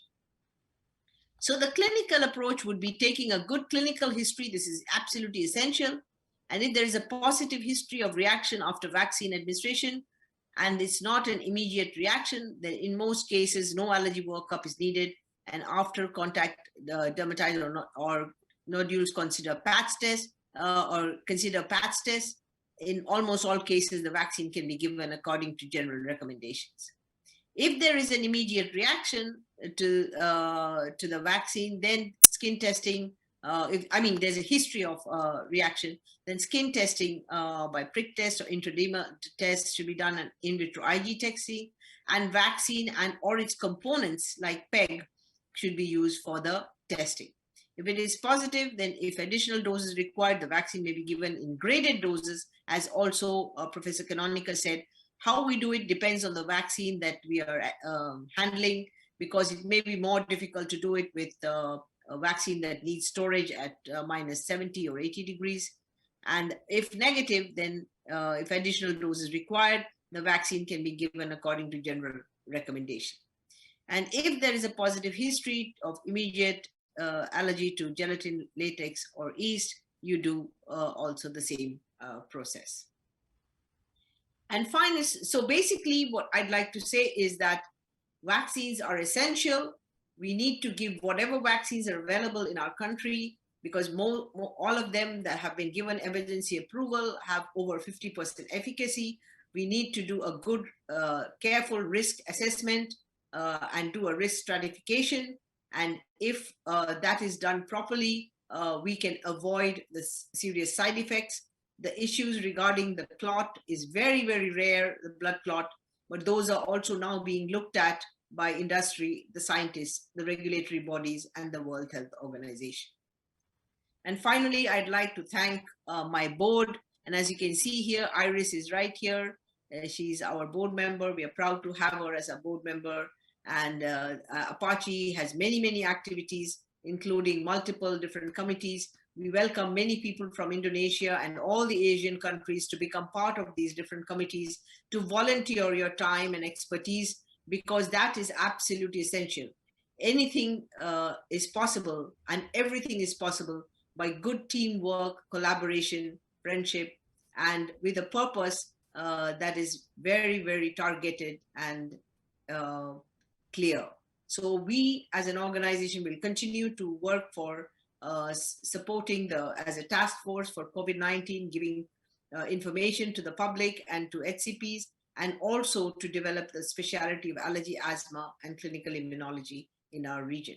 Please visit our website, because we have numerous activities that are uploaded on the website, and please participate and be part of our APAACI family and APAACI community. And of course, these are the two. This is the conference on the left side in Kaohsiung this year, and this is the Congress next year in Manila in October. This we are still not very sure. We hope we can do in person. If not, it will be probably a hybrid, because in Taiwan, they can, of course, it's very, they are living a normal life, so they can join. We may not be able to go. So it depends on the situation. It will become clearer towards the next few months. If possible, we will meet. If not, it'll be hybrid. And this, of course, hopefully we are thinking should be fine because it's October 2022. But in either case, I look forward to your active participation, all of you from Indonesia and all of you from the different Asian countries that are attending this webinar. Thank you very much for your attention.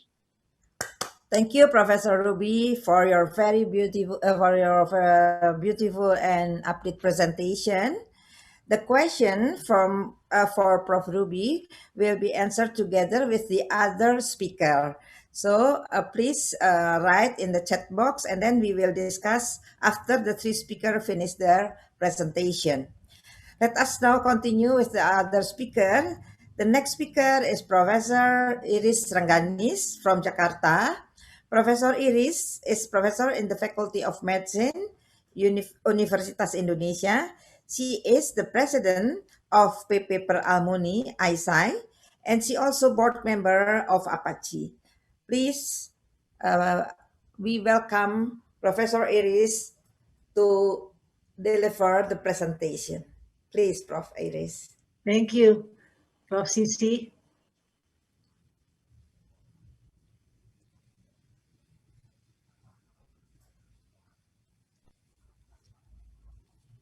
Yes, thank you.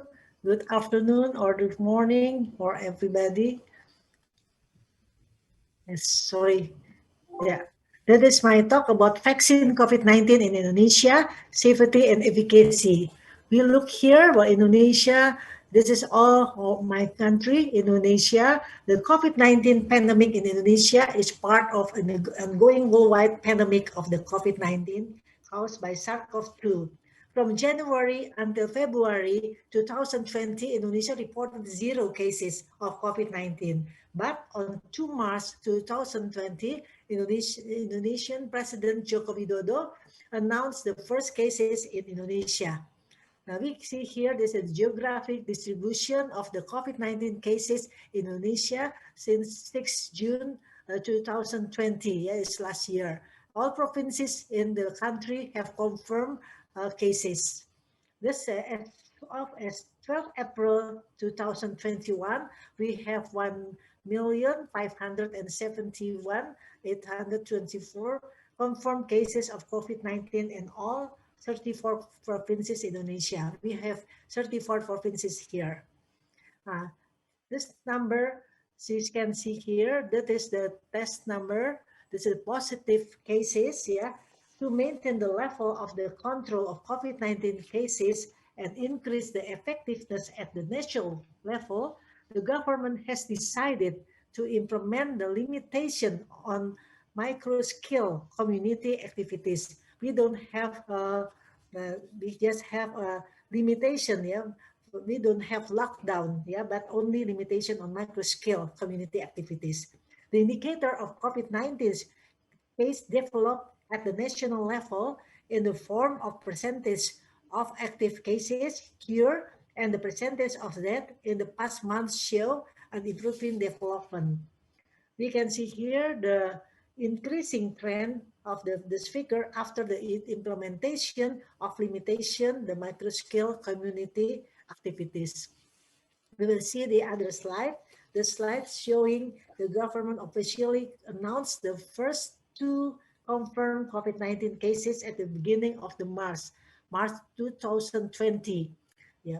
In the general, we have seen here an increasing trend of the new and active cases, especially after the long holiday between and collective leave. The gap time between the completion of long holiday and the increase in cases was about 10 until 14 days, and the impact was seen for at least 3 weeks. Now we will talk about the vaccination update in Indonesia. We have only 2 vaccines here, the Coronavac, or Sinovac, that is an inactivated vaccine, and one of the others is the just AstraZeneca is viral vector vaccine. It is a different platform. And this is Sinovac clinical trial, phase 3 in Indonesia.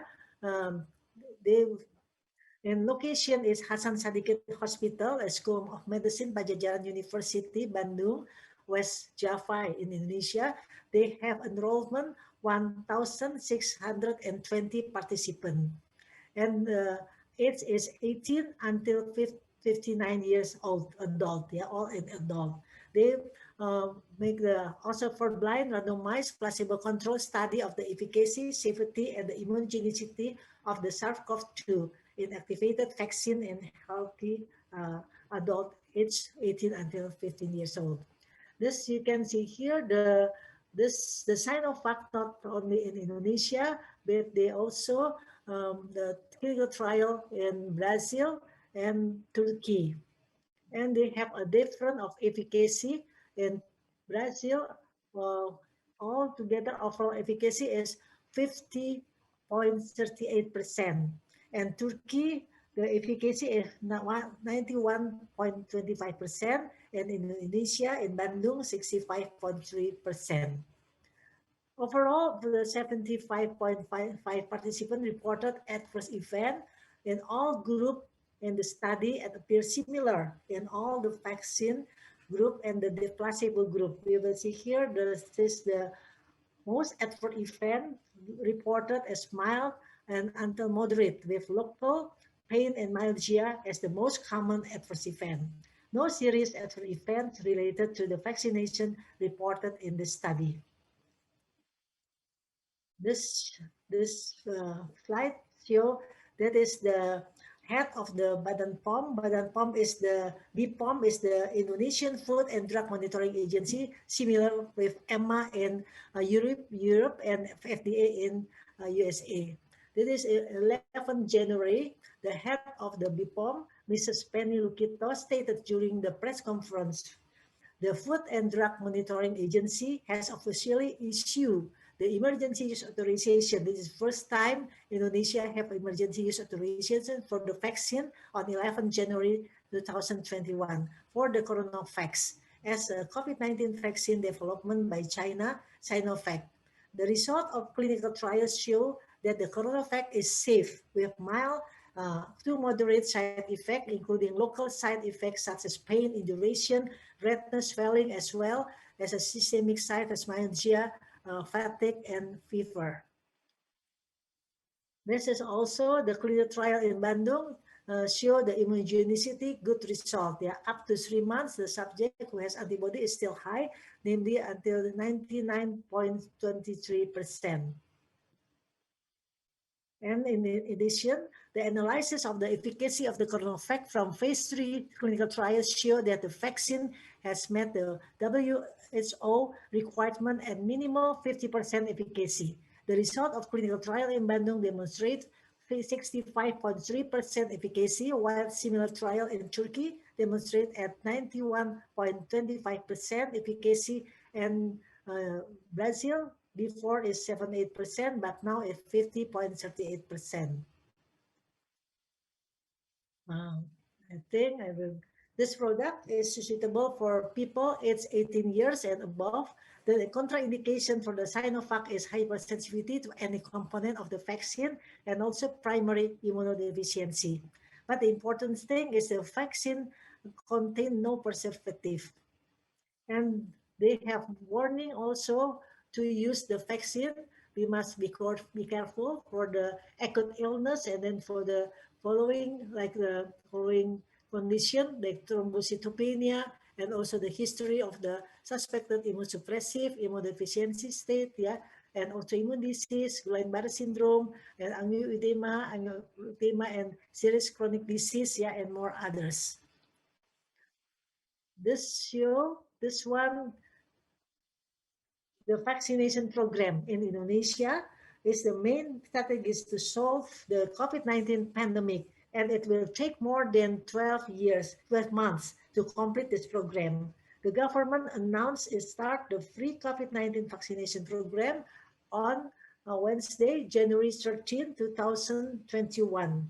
That is our president, Joko Widodo, or we call Jokowi, becoming the first person receiving the vaccine, Sinovac vaccine. And this the COVID-19 vaccination program the government indicate that the vaccination target is more than 1.4 million health workers has been fully achieved. We will see the slide. All the vaccination priority in Indonesia, all health related workers, we see here 1.3 million. We need 1.3 million, and also the public workers 17.4 million, and the elderly 21.5 million. Then vulnerable population 63.9 million is very high. This is also the general population 77.4 million. And this is the COVID-19 vaccination in Indonesia update. This is for 2 days ago, actually, April 13. Yeah, total we need the target 70% from the herd immunity is 181 million. 0.5, yeah. And then this is for the health workers.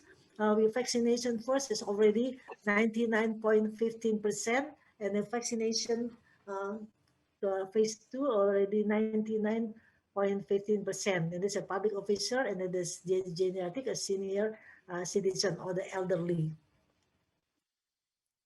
The week before we do the vaccination, we have a screening also for the vaccine, yeah, the physical examination, and then the question list. That is a comparison, Sinovac and AstraZeneca. Yeah, the company is the different company, China and England, UK, and the platform is a different platform also, but the efficacy is nearly the same, similar. The storage is also the same, and recipient also the same. And then the doses 2 times, but the interval is different. Yeah, for the Sinovac is 1 and 28 days, and then for the AstraZeneca interval is 8 until 12 weeks. Yeah, but the side effect is similar. Yeah, mild to moderate. And then the distribution of the COVID-19 vaccine, AstraZeneca has been distributed to the 7 provinces, and then Bali, Jawa Timur, and the others. And one of this is Sulawesi Utara, Manado. It will be presented by Dr. Eko later on after my talk. And also the Sinovac to all the 34 provinces in Indonesia. And Dr. Ansari will talk about the Sinovac. That is a vaccination program in Ramadan. The Indonesian Ulema Council issued a statement concerning the law of the COVID-19 vaccination while fasting. That COVID-19 vaccination for Muslims who are fasting by means of intramuscular injection is permissible as long as does not cause harm. Now, this is vaccine merah putih, yeah, COVID-19 vaccine developed using virus as well as transmitting in Indonesia. That is from Indonesia, typical from Indonesia, and they have a motto, merah putih means merah is red and white is putih, yeah, that is merah putih, yeah, red and white, because our flag is red and white. That's why we call red and white vaccine or merah putih vaccine, because the virus is found from in Indonesia and developed by Indonesia researchers by 6 institutes here and produced by vaccine producer in Indonesia. Vaccination is not only a way to stop the pandemic, but vaccination is indeed an effort to achieve adaptive herd immunity. That's why we still have to adhere to the 5M. We call this 5M in Indonesia, the health protocol. This is, we can see here, 5M. The first is wearing a mask. 2 is washing hands with soap and running water. And 3 is keeping the distance. 4 is staying away from the crowd. 5 is limiting mobilization and interaction. This is vaccination. The old woman, yeah, the oldest woman in Indonesia vaccinated by Sinovac, 102 years old. Imagine, yeah, I don't believe, yeah, but it's true. This other elderly is Mrs. Siti Romende, 99 years old, and Mr. Mangantar Tua is 90 years old. Yeah, is no side effect at all, yeah, only mild. I think this is my last talk. Thank you for your attention. Thank you, Prof. Iris, for your very wonderful presentation and good information. So, for the participant, don't forget to write your question in the chat box, or you can raise hand during the discussion session. Yeah. So, We will continue with the speaker, and now I want to invite Dr. Ansari. Dr. Ansari Saifuddin Hasibuan. He is from Jakarta. He is the public relation of the ISAI. He is the member of he is now working as the staff of Allergy and Clinical Immunology Division, Universitas of Indonesia, and Cipto Mangunkusumo National General Hospital in Jakarta. Please, Dr. Ansari, you can start your presentation.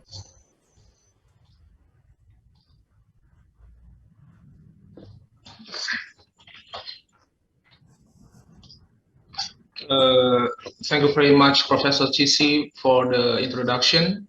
Good evening, Professor, all colleagues and all participants in this webinar.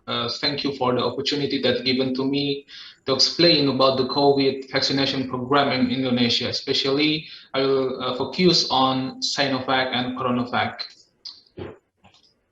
And this slide explains about the current COVID cases in Indonesia.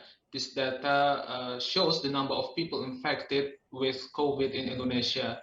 And until now, we reach more than 1.5 million people. People recover reach more than 1.3 million people, with number who died reaching more than 40,000 people. And this number is still increasing till now.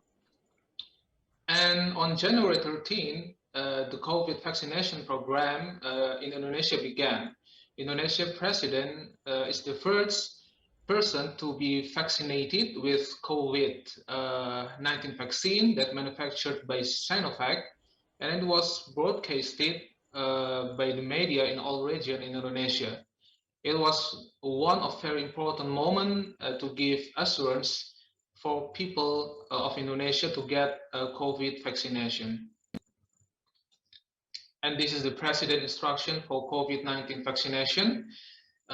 He said that the COVID vaccine is provided free of charge, and then all levels of the cabinet ministries, agencies, and local governments should prioritize the vaccination program in the fiscal year 2021. And the third, prioritizing and relocating other budgets for availability and free vaccination.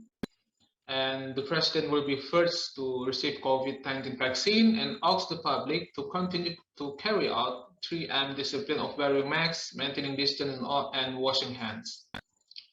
And this is clinical trial in Indonesia. Indonesia has conducted a trial for Sinovac vaccine involving 1,600 subjects, and from the results of the trial, the efficacy reached more than 65%.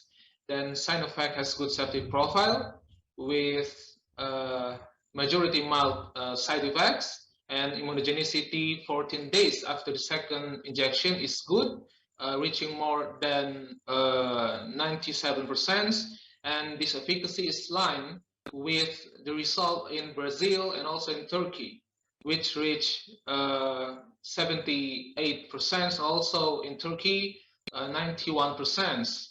And in addition, the Indonesian Cleric Council, or Majelis Ulama Indonesia, has also issued halal fatwa for the Sinovac vaccine, because this is very important for us Indonesian people, as the majority of religion in Indonesia is Islam, and this halal issue is very important for us to increase the vaccination coverage. And this is the further detail regarding the interim report of the Sinovac study in Bandung, Indonesia. The post-vaccination seroconversion is very good, reach 97%, and the efficacy is more than 65%, more than the WHO minimal efficacy, 50%. And the efficacy is derived from 7 COVID cases in vaccine group, and 18 COVID cases occurred in control groups. And this result is got from the interim analysis 3 months since the last dose of vaccine. And this is adverse event from the trial following the first and the second dose of the vaccine injection, and the majority is local pain and fatigue and also myalgia. And this is the table that we can see the comparison between the Sinovac vaccine and also other platform vaccine. As we can see here, that Sinovac can be stored in temperature 2 till 8 degrees Celsius. And this is become advantage for Indonesia because Indonesia did not have maximal facilities for storage below minus 20 degrees Celsius like Moderna and Pfizer. And also because Sinovac is inactivated vaccine that has been largely used for other vaccines platform like typhoid and also influenza, the safety is more predictable than other platform like mRNA or the viral vector. And we can see in this slide recommendation regarding the COVID vaccination in Indonesia. And the Association of Internal Medicine Specialists is the leading professional organization in issuing recommendations that become reference for the community and also for Indonesian Ministry of Health in deciding policies for the COVID vaccination program in Indonesia. And this recommendation is aimed specifically for Sinovac, and for AstraZeneca, the recommendation will be out in the near future. And the Ministry of Health, as we can see here, also issued a decree regarding instructions for implementing COVID-19 vaccination in Indonesia. And we can see in this slide, this is recommendation from Indonesian Society of Internal Medicine that there are some individuals who are contraindicated for getting vaccines, such as severe allergic reaction, acute infection, chronic disease like COPD, asthma, coronary artery disease, hypertension, diabetes with acute or decompensated condition. And also there are some conditions like systemic autoimmune diseases, malignancy and other blood disorders that need to be consulted to specialists before get Sinovac vaccines. And for individuals who have been infected with COVID and recovered for at least 3 months, they can get COVID-19 vaccines. And this recommendation from Indonesian Society of Internal Medicine also adapted by the Ministry of Health of Indonesia regarding the screening participants to screen health status of participants before get Sinovac vaccine.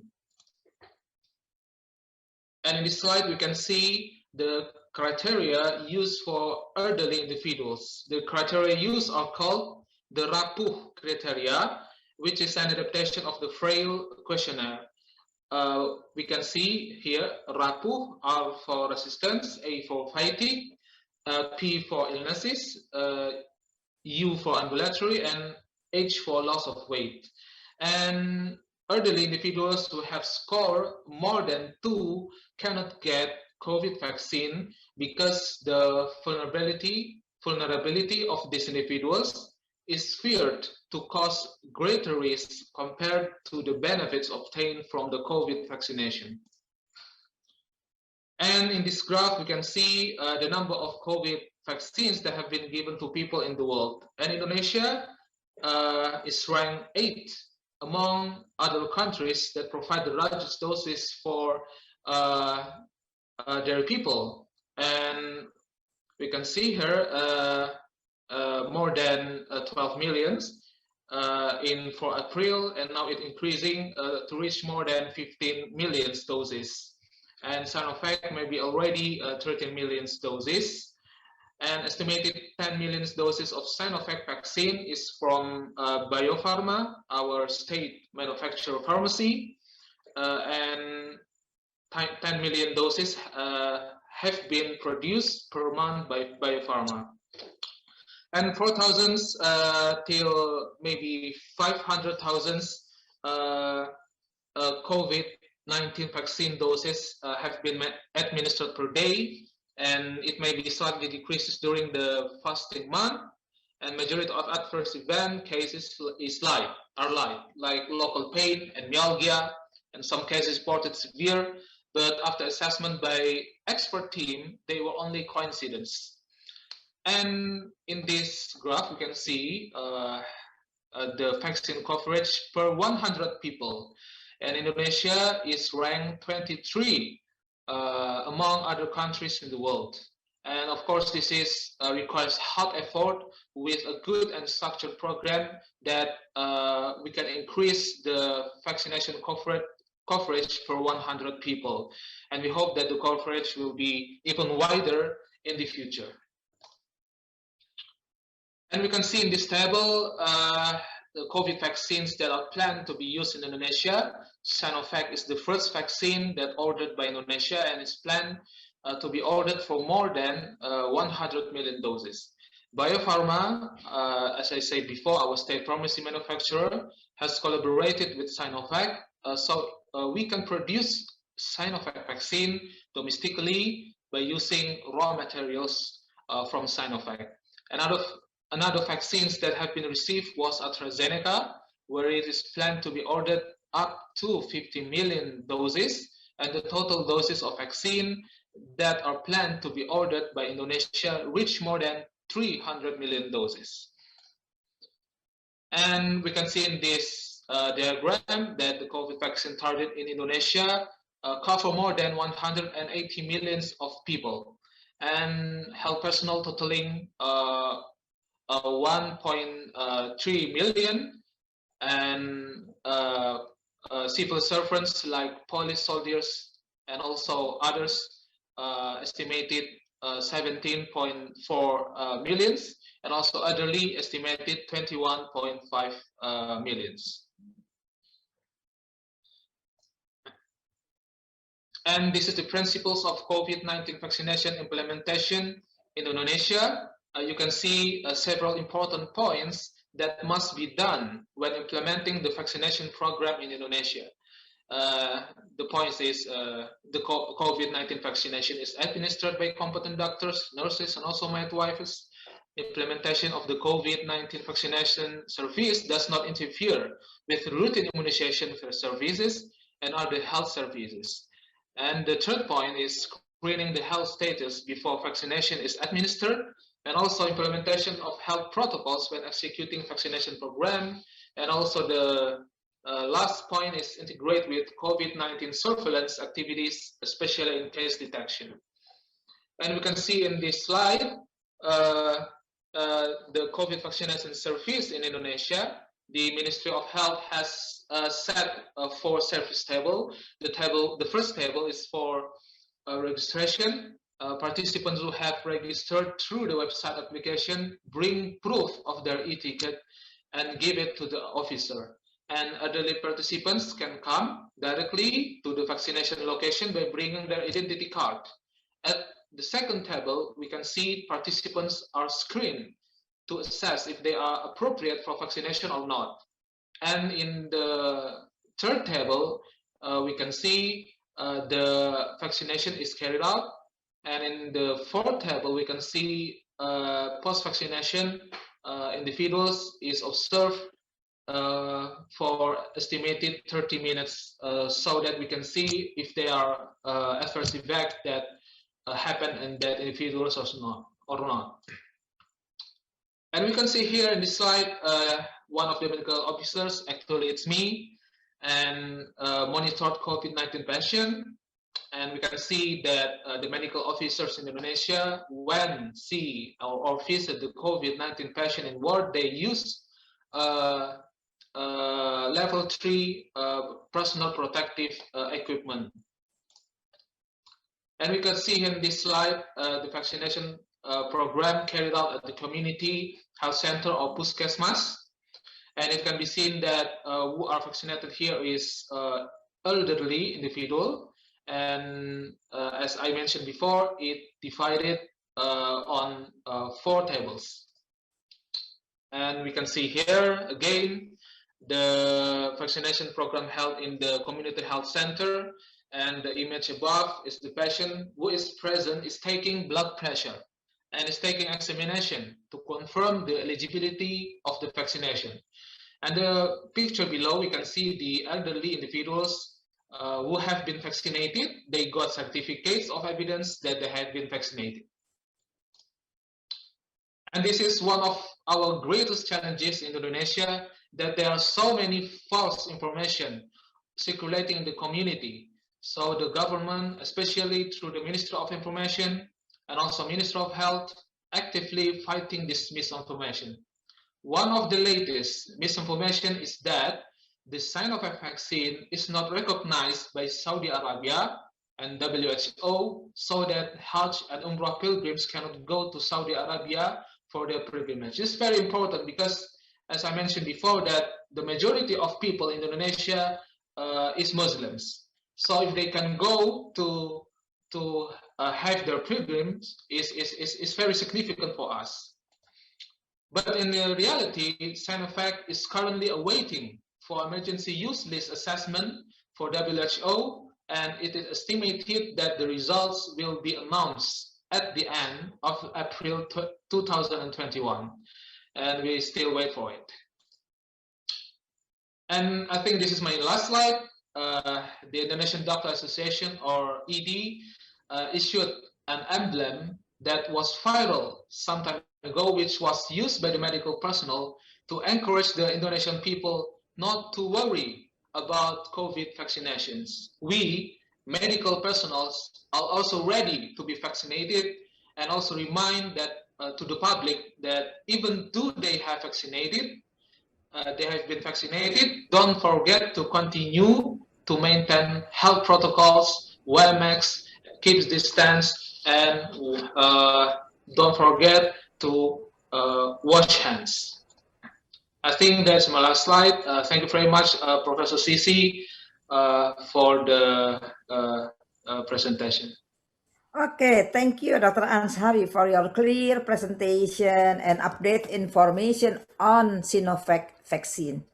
So now let us welcome the last but not least speaker, Dr. Eko Surachmanto, SPPD from Manado. Dr. Eko is the head of Allergy Immunology Division, Department of Internal Medicine, Faculty of Medicine, Universitas Samratulangi, Professor Kando Hospital in Manado. He is also the chairman of Per Almuni ISAI, North Sulawesi branch. So please welcome Dr. Eko. Yeah, thank you, Prof. Cissy.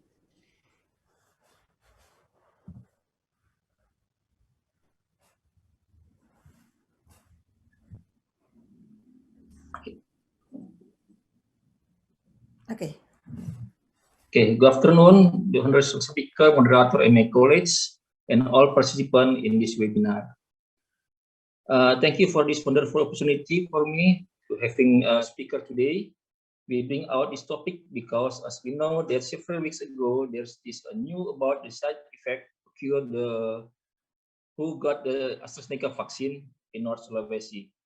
Thus, the Department of Health in North Sulawesi temporarily postponed the vaccination process with AstraZeneca vaccine. The situation right here led us to investigate more about the side effect of AstraZeneca vaccine in North Sulawesi. This time, I'd like to present you some fact and issue in this recent time about the COVID-19 vaccination with AstraZeneca ACD1222 vaccine, as we know as AstraZeneca vaccine, especially in my region, North Sulawesi, Indonesia. As an opening, I will remind you the information regarding the AstraZeneca vaccine. AstraZeneca vaccine is an adenovirus-based vaccine, is also known as ACD1222 vaccine. For its storage, it must be kept in refrigerator in 2 until 8 degrees of Celsius, and it has shelf life for 6 months. Do not freeze, otherwise it can be used anymore and more be protected from the light. In a multi-dose vial package, the AstraZeneca vaccine only be kept up to 6 hours at room temperature after the first puncture and in 208 degrees Celsius up to 48 hours. The pivotal safety, efficacy, and immunogenicity data of this vaccine are derived from 4 ongoing studies. There are some studies that are still in progress to collect more data in terms of the safety, efficacy, and immunogenicity of this vaccine. The latest recommendations have been made based on the interim analysis of 4 ongoing studies in Brazil, South Africa, and 2 in the United Kingdom. From the 4 ongoing studies, it has been reported that there are some local and systemic reactions from the recipient. From the natural system, there is more than 50% patients felt headaches after receiving the AstraZeneca vaccine injection. From the central system, we found about 20% feel nausea, and there are some signs, some myalgia, arthralgia, and also been reported. Fatigue, malaise, pyrexia, and chill also appear in some recipients. But most of this reaction was mild and moderate, and cure within only less than 7 days. In the first cohort, this vaccine saw about 70.4% efficacy in preventing symptom COVID-19, while in subgroup analysis saw about 62.1% efficacy at preventing symptomatic COVID-19. And must be noted that there was no hospitalization or severe COVID-19 in vaccination participant from 21 days after the first dose of AstraZeneca vaccine. And all 4 studies still ongoing, severe adverse reaction occurred in 168 participants, only less than 1% of the population. But only 4 cases were considered possible related to the intervention. There are 2 cases in AstraZeneca recipient with pyrexia and transverse myelitis, and 2 cases in a control group with anemia, hemolytic, autoimmune, and transverse myelitis. Some of these adverse events generally milder and reported less frequent after the second dose and in older adults. Indonesia government has already started to give AstraZeneca vaccine to the public after recommendation from WHO and National Agency of Drug and Food Control of Indonesia. In North Sulawesi area already started on March 24. Population target for COVID-19 vaccine so far for elderly more than 60 years old and public employment services according to national recommendation. There are some pictures of vaccination program in North Sulawesi. It's already been done in some public place like a hospital and university.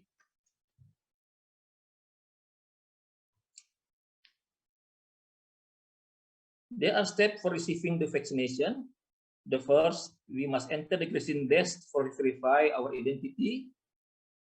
And after that, we must enter a screening desk to be checked if we are eligible or not to receive the vaccine. After approval from the screening desk, we will receive the COVID-19 vaccine. And after that, we will move to the observation area. Observe is about 30 minutes and to see if there are any adverse reaction occur. After 30 minutes, we will receive the certification vaccine via text message and or email. This is the latest report of vaccine COVID-19 in North Sulawesi in Indonesia. Until today, we already used 2 vaccine, 2 kinds of vaccine. They are Cenohat and AstraZeneca. Healthcare provider is the first priority for vaccination target. We can see that it's the first phase of AstraZeneca vaccine, only less than 10% target population have been achieved. There are some issues such as adverse event after vaccination that have been highlighted after the first phase of AstraZeneca vaccine injection.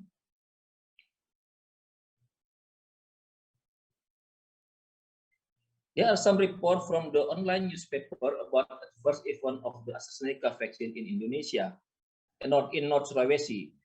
In 7 provinces that have been doing vaccination program with AstraZeneca, only North Sulawesi have reported the first event on this vaccine.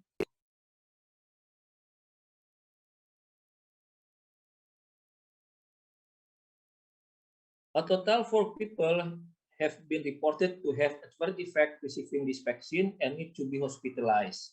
Shortly on March 27, the vaccine program with AstraZeneca has been suspended for a further investigation from Committee AAFI. Then after investigation,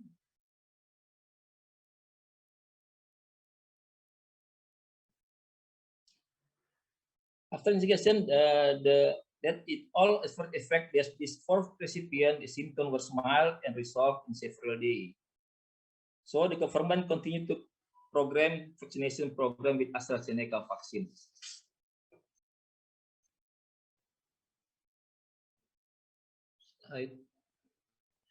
After some days since the start of the vaccination program with AstraZeneca, we found that the number of people who received the AstraZeneca vaccine still below the regional target. It can be happen because of many factors, and we need to be working on it. The second, some polls have shown that approximately only 50% of people are willing to accept the AstraZeneca vaccine. Maybe because of some issue in international media about the vaccine adverse effect. And the third is most people still not yet understand the importance of the COVID-19 vaccine in the pandemic area. What next? What are we going to do? We need to educate people about the importance of COVID-19 vaccination with leaflet, social media, and other platforms that are available, so people will know the safety and importance of this vaccine. The government need to open more places to do this vaccination program, so it can cover more people. And until this day, there are more than 7 places in North Sulawesi are doing vaccination program and will be expanded to more places in further time. Now they already reached their last slide. Their quote that I want to share that from WHO said the vaccine is one of our most important tools to prevent outbreak and keep the world safe. I guess that is all from me. I hope this information may be useful for all webinar participants. Thank you, Prof. Thank you, Dr. Eko, for your very nice and informative presentation. And now we will continue with question and answers session. For anyone who wants to raise hand, you can do it now. Okay, I will start with the first question. The first question is from Endang Trisnowati.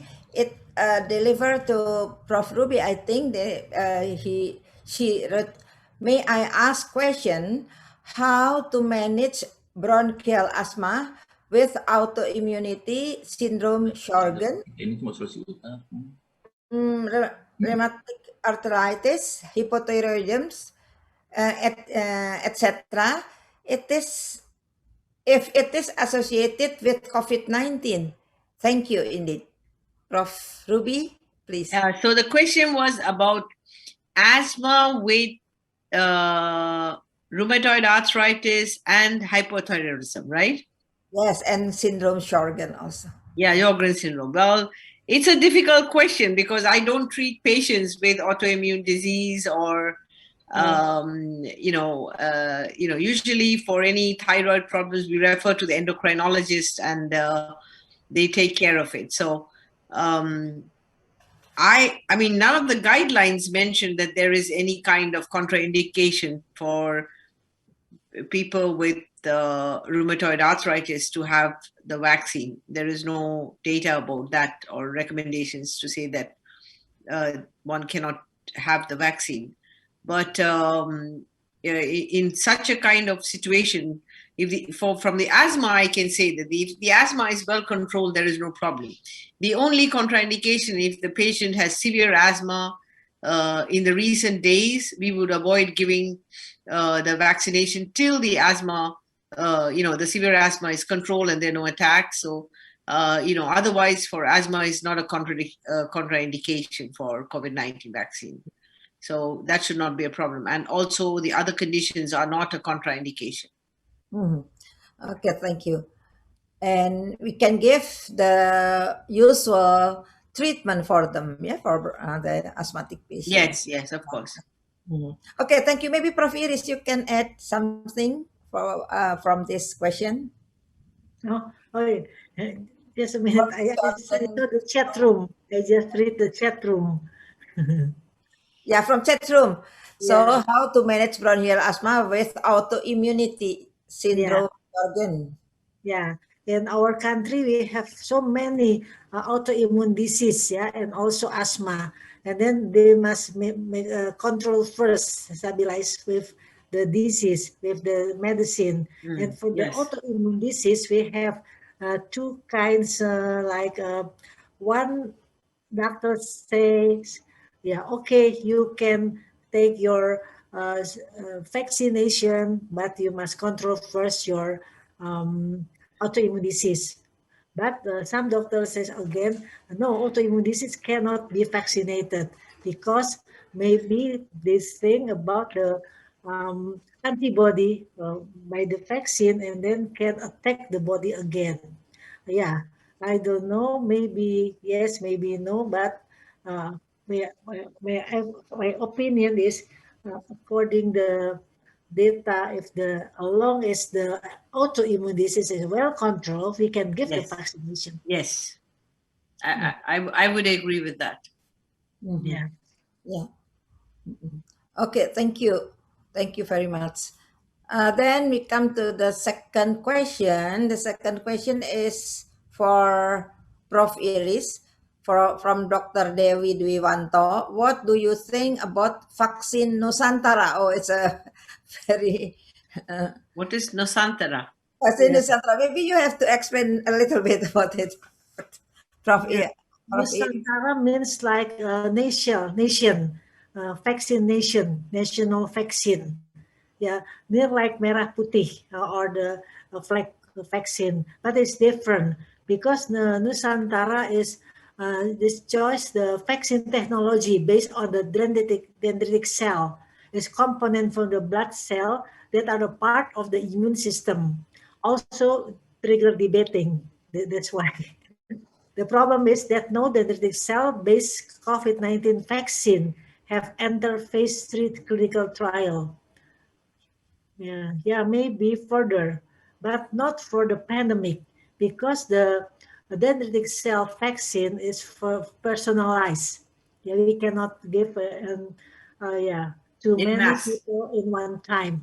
Yeah, it's very personalized and too difficult to make it. It's not easy to make. Maybe Prof. Cissy want to add the question, the answer. Maybe Dr. Ansari, you will add the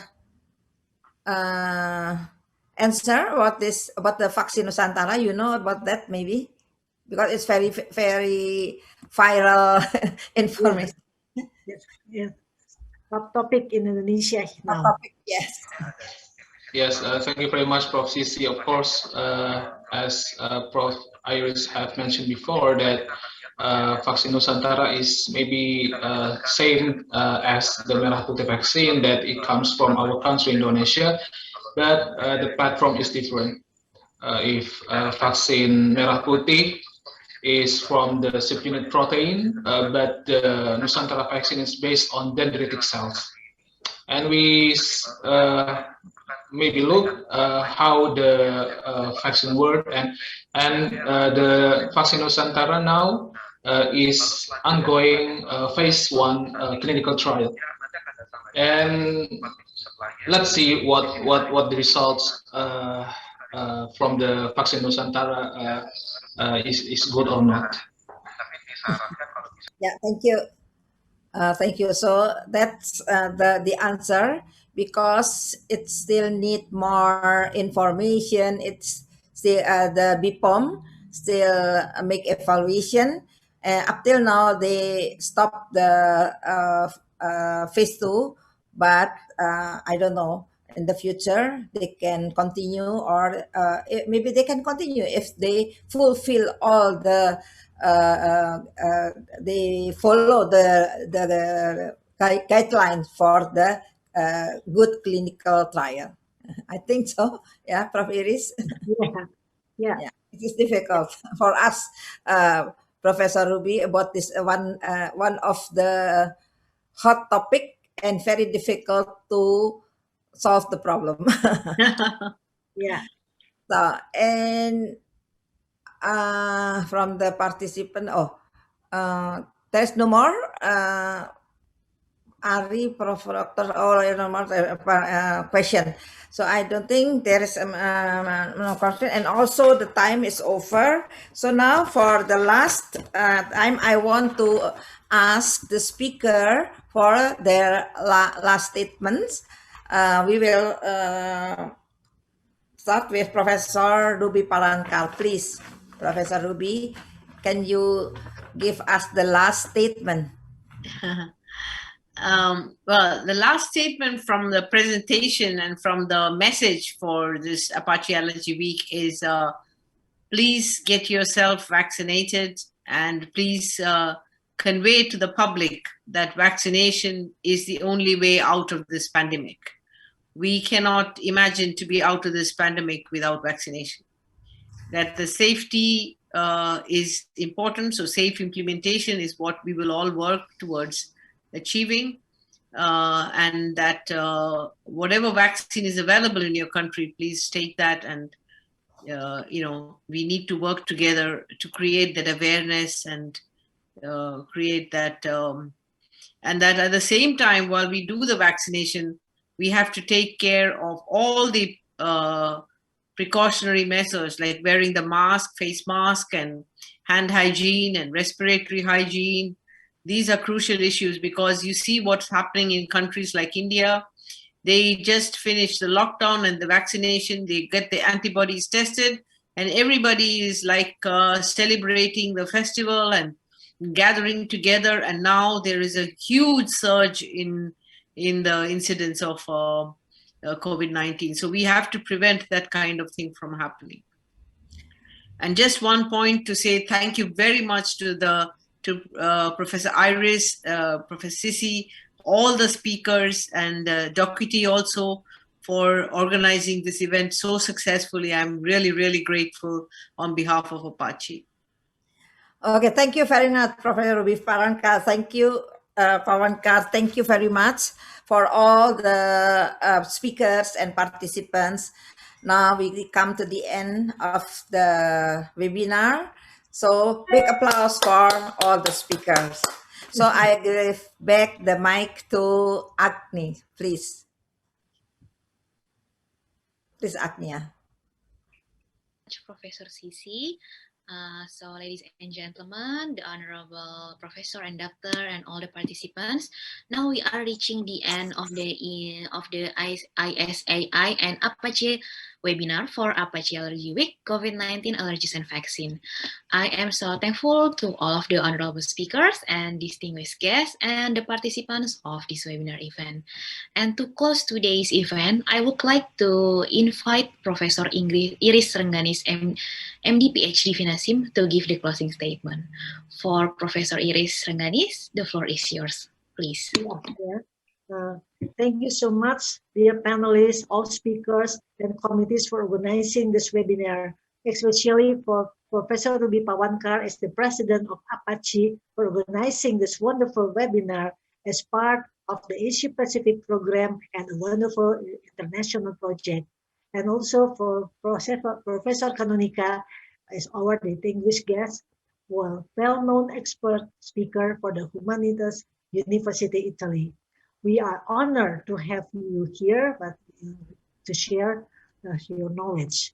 The ISAI team, Dr. Eko Surachmanto from Manado and Dr. Ansari Saifuddin from Jakarta for delivering the excellent sharing on how the COVID-19 pandemic affected Indonesia, as well as Professor Cissy for being as fantastic moderator, our trusted expert, Maxwell from Indonesia. Thank you for all the audience for participating.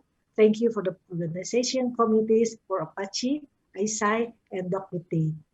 From ISAI Indonesia, it's an honor to have all of you here on this beautiful day. Hoping that this webinar will be fruitful and help to tackling the current pandemic in Asia Pacific, especially in Indonesia. Once again, thank you all. See you on our next event. Thank you, Professor Ruby. Thank you, Prof. Ruby.